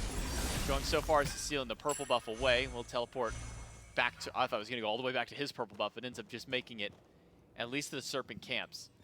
Once we see these hunters start getting involved in here, that's where we should start seeing some real big fights. Yeah, I mean, we've seen some pop-up games from Echrome on the Heimdall. We've also seen a ton of pop-up games from PandaCat on a whole myriad of picks, but more specifically the Cupid. He's no stranger to rotating in late game and making some huge plays on as well. So you got to keep your eyes on the farm game, and PBM has been, putting on a masterclass of how to upgrade your relics, but still stay ahead of the opposition. Just ticks over to level 10 is Rottwen, whereas PBM probably close to level 13 at this point, just because of how much farm he's been able to get for himself and the team. XP-wise, all of Hex Mambo is looking a little bit worse for wear. Really, the only even matchup we've seen thus far is Echrome in that duo lane, invading some purple buffs from PandaCat, letting the farm and the Bifrost be the safety that Hex Mambo needs. But sitting at 5-0, Pyromancer about to spawn back in. The Jade Dragons are already posted up at the objective. Deathwalker does find the 1-2 combo. Rottwen getting pulled back through his own wave by the Coffin. Allows for Pyromancer to be taken by Jade Dragons. PBM goes for the body blocks, finds them, and keeps finding them up against Rottwen for now. But that 2-level disparity is definitely starting to show its face there by the double relic for PBM versus just one. Hex Mambo bumped up the gold about another 1,000 from earlier on, so we're sitting around 2,400. But that near 4,500K experience that Jade Dragons have, that's where the money's really starting to come through. Yeah, and that's what's gonna, influence the way these fights go. Oni Fury should be up in about minute 30, and already you can see the Jade Dragons are getting some vision down on the left side of the map. They want to make sure. What happened last game? Last round. PandaCat dropped Fields of Love, got the beads, got the ult from Echrome right into the pull. They are clinical about going for these objectives right after forcing some relics. Luckily enough, Deathwalker was able to get the clutch steal, but will that happen again is the question. The Jade Dragons probably going to look to force a fight right before this Fury spawns in, and then go for the pull when they have that advantage. They've got a little bit more time to figure out how they want to go for this pull, and Scream is wrapping around mid lane, not over towards that left side of the map, stopping the back of Zyrhoes. Could get a relic or an ult out of it. Ultimate and a relic. Not one, but both. And Zyrhoes will still need some extra damage. PBM root under the tower, Rottwen and Deathwalker here. But Deathwalker misses the push, and fineokay is on the jump on in. Grabbed by Dzoni, Boulder goes through, but Zyrhoes needs more help than just a Boulder. He needs more help than just the 3 other teammates around him, because they are not enough to stop the might of the Jade Dragons. 3 walk in, and 3 go down. Jade Dragons with 8 kills to none. Yeah, able to force out the relics and the ultimate from Zyrhoes, just PBM alone. That opens up the door for fineokay and Scream to go for that dive. They don't even care about Oni Fury anymore. They're pulling the Fire Giant, Dzoni and Echrome, trying to walk up, but instantly blinked on by fineokay and deleted by Pegon. It's Dzoni up against 5, trying to go for the major look over the wall. That's the only steal potential they have, and he's not even looking for it. He's got to get in there quick, and it's already gone. Nothing that Dzoni can do to grab that one. Instead, he'll be spotted out in the lane and should have his back delayed for a little while. Jade Dragons grab the Fire Giant, 9 kills to 0 now after picking up 1 onto Echrome just beforehand. And if you want a telling story of the comparison of the 2 regions now, this is more along the lines of what we expected from the Dragons the entire set. Dive onto Dzoni, off the mark because of the blink from the Mercury to get them on out. But now the Jade Dragons back in control of this game. Oh yeah, they're back in control all right. They grabbed the Oni Fury, Fire Giant on all 5 members. And now it's time for them to group up and do the normal dance you see after an FG. There's 1 tier 1 tower in left, and all 3 tier 2 towers that just got pinged by the Jade Dragons. This seems to me, this is very early on, J-Max, so this seems to be a grab a tower and back up situation. Grab the tier 1 left, grab the tier 2 and left, back up, spend some gold. I don't imagine you're breaking the base this early on, even with a gold lead like the Jade Dragons have. I don't see any Emp armors finished just yet for anyone on the Jade Dragons, so these Phoenixes will start to swing. Grab the towers, grab a little bit of extra gold, and look to get aggressive where you can. Dzoni is still trying to find some farm on the top of the map, maybe even looking to proxy that wave. Echrome did Bifrost out, but he's going to have to ult as well unless he wants to get pulled back in. Only there. Damage from Pegon, ult from fineokay to dunk in and dunk him down. Echrome goes out yet again. The Jade Dragons find yet another pick, find a tower in the left lane, and will find a second. All 5 grouped up. Only 4 left for Hex Mambo. And Echrome being down for 35 seconds. This could be a very easy Phoenix push. They've got Oni minions along their side. No answer back from Hex Mambo. A 20-minute Phoenix. Yeah, when you're going for a 5v5 underneath the Phoenix, it looks a little rough, but a 5v3 when Deathwalker's still in right, it's gonna look pretty easy. Scream blinks to the back line, gets the Aegis from Zyrhoes. Zyrhoes needs 2 Aegises because there's just too much damage. Rottwen caught inside his own river, will not make it out. Heart Bomb and fineokay are enough damage to take him down. Deathwalker rooted out, and Dzoni rooting around the backside of the fight, trying to keep anything out. But he needs to go back to help out Deathwalker and the rest of the team. The Phoenix has been broken. The base is open. Trelly, we're on pace to the fastest game of the weekend. BBM will pull in Deathwalker. The Titan is at a quarter HP, and the Jade Dragons, you may stop their winning game streak, but you will not stop their set streak. Yeah, Hex Mambo came out swinging in game number 1, but after that, calm, cool, and collected was the play style of the Jade Dragons, something you would expect out of Mambo. I mean, what a great run they had, though. Cannot be understated. The Jade Dragons have not dropped a set in quite some time, and they still have not dropped a set. They did take that one game, and that got us all hyped up for good reason, but that was clinical from them, right? PBM on this Baron commanded the map. Wherever PolarBearMike was with this Baron, there was relics being forced, there was ultimates being grabbed, and then Scream and fineokay were the cleanup crew. They were able to dive the backline on these assassins and just control the whole map. Every kill of the game, I believe fineokay was a part of it. 100% kill participation out of the Rat solo. The Jade Dragons, a tenured SPL team that won't let one game shake them up. Again, you drop one game, not a big deal. Reset the mentals, reset the momentum. We get our fastest game of the day. Probably will be one of our fastest games of the entire event, if not even at least just this weekend. Jade Dragons find their 2-1. Unfortunate for the Hex Mambo, that's the end of the line for them. The Jade Dragons move on tomorrow to face the Warriors, and we'll move over to the desk to close out our day. That's right. Game 1, close, and goes to the Mambo. Game 2, close, goes to the Dragons. Game 3, Not close. blanked. I mean, yeah, like, the Dragons, I would say mad in their gameplay. Come out and have a point to prove, and I think they do it here. We've seen a couple of blanks throughout the last, like, month or so, Mifflin. Almost always game number 1. Game 2 and 3, at that point, tend to go for lengthier amounts of time. The Dragons emphatically in this set in a way that makes sure that they stamp their way to the semifinals. Any games that happen this late at night that go as long as this set has, I think you could argue battle of endurance, and this time around the Jade Dragons have absolutely won out on it. This was through and through a Jazzberry jamming. I mean, these are always the hardest sets to break down because legitimately everything just goes the way of the Jade Dragons through raw, unbridled aggression all the way across the map. Even fineokay decided that he didn't like that Echrome was playing as Heimdall. Maybe didn't like the conversation you were having with him a little bit earlier on the desk. Just real good on that pick. fineokay decided he took that personally and went over to the duo lane consistently in this match, because Hex Mambo just weren't allowed to get the ball rolling. And this is the conversation that we were having at the top of this set. Is this you can remember distinctly European playstyle? Can it work against this hyper-aggressive, distinctly North American Jade Dragon style? And I said, it can, but it'd be hard to do because the Jade Dragon style happens every single game. No matter what, you do play the early, but you do not always get to play the late game. Yeah. This is what happens when North America gets rolling and EU doesn't. They got to play the early game, and EU didn't get the opportunity to play their late game 30-minute team fight 5-on-5 around the Fire Giant, which is why I always say that I really do like how the Jade Dragons play. They have completely all-in on the only portion of the match that you are guaranteed to have every single time. A bunch of goose eggs in the kills and assists column there for Hex Mambo. Likewise, for the deaths column on the other side, the Dragons, deathless in this one. No kills for Mike or PandaCat.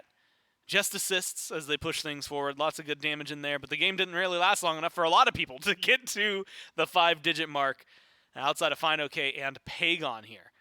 And so if you wanted to know how emphatically victorious the Dragons were for Game 3, that might just showcase it more than anything. But Mifflin, that does mean, as J-Mac had said towards the end of it, that is the end of the line for Hex Mambo. They joined the 3 other teams today that were knocked out of the bracket. That also means we only have 4 teams left in, and I'm going to give the full name, the $200,000 SMITE Summer Masters to cap off here at the end of Phase 2. So there's a lot I think, going forward. Tomorrow, for those of you who are curious, and Mifflin, in case you forgot, I hope you didn't, best of 5 start kicking sure off. didn't, but maybe you say it to him for me? Yo, yeah, so there's best of 5s tomorrow, and you got to say it just like that with the extra emphasis. Yeah, put some mustard on it. On the punch, yeah. And it's going to be fun to be able to watch. You'll be having the Kings taking on the Titans, and the Bolts, or sorry, not the Bolts, they got eliminated. The Warriors, as it turns out, taking on now the Dragons. We'll go ahead and look at the schedule for today. Again, and they actually highlighted it earlier. 11 of 12 possible games played. 2-1 for the Kings, 2-1 for the Titans, 2-0 for the Warriors, and then right here a 2-1 for the Dragons one more time. The Bolts, the Hex Mambo, Valkyries, and the Leviathans eliminated and will no longer be playing around in the tournament, along with the rest of the SCC. And at this point, frankly, just exactly half of the SPL. And if you were wondering about the bracket, and again, how these teams are going to be moving forward, Kings, Titans will be playing tomorrow, followed by the Warriors and the Dragons. And those are both best of 5? And those are both Wow. best of 5. No ifs, ands, or buts about it. They will be. And then on Sunday, we'll be playing the third place match, a best of 3 between the losers of tomorrow's sets. And then the finals, once again, best of 5 to round things out. And if you were wondering, curious when things are kicking off tomorrow and what order they'll be playing in, 11 a.m., tune in. The Kings take on the Titans. And then whenever that set ends, but tentatively around that 3 p.m., the Warriors taking on the Dragons. Yeah, so if tomorrow were to go the distance, both games hit 5, expect a similar length to today. I think that's, what, we played one more game with its 11 total matches today? 11 total today. Yeah, similar length, I'm thinking. Plenty of SMITE action to go around. Do you think we go 5 on both? Oh, Just looking at those. Just looking at those, I think we do get at least 1-4, but I don't think Yeah. either of those go 5. That's pretty much where I was at. And I don't know who wins in those. I just know that one of them goes 4, but probably both of them admittedly go 4. And you know what? That's a fun thing that we can find out tomorrow when we're actually there. So thanks for tuning in for today, from myself, from Mifflin, from everyone here in production, and anybody else that might want to thank you just for the hell of thanking you. Thanks for sticking with us throughout all of this, and we'll see you in a little over 12 hours.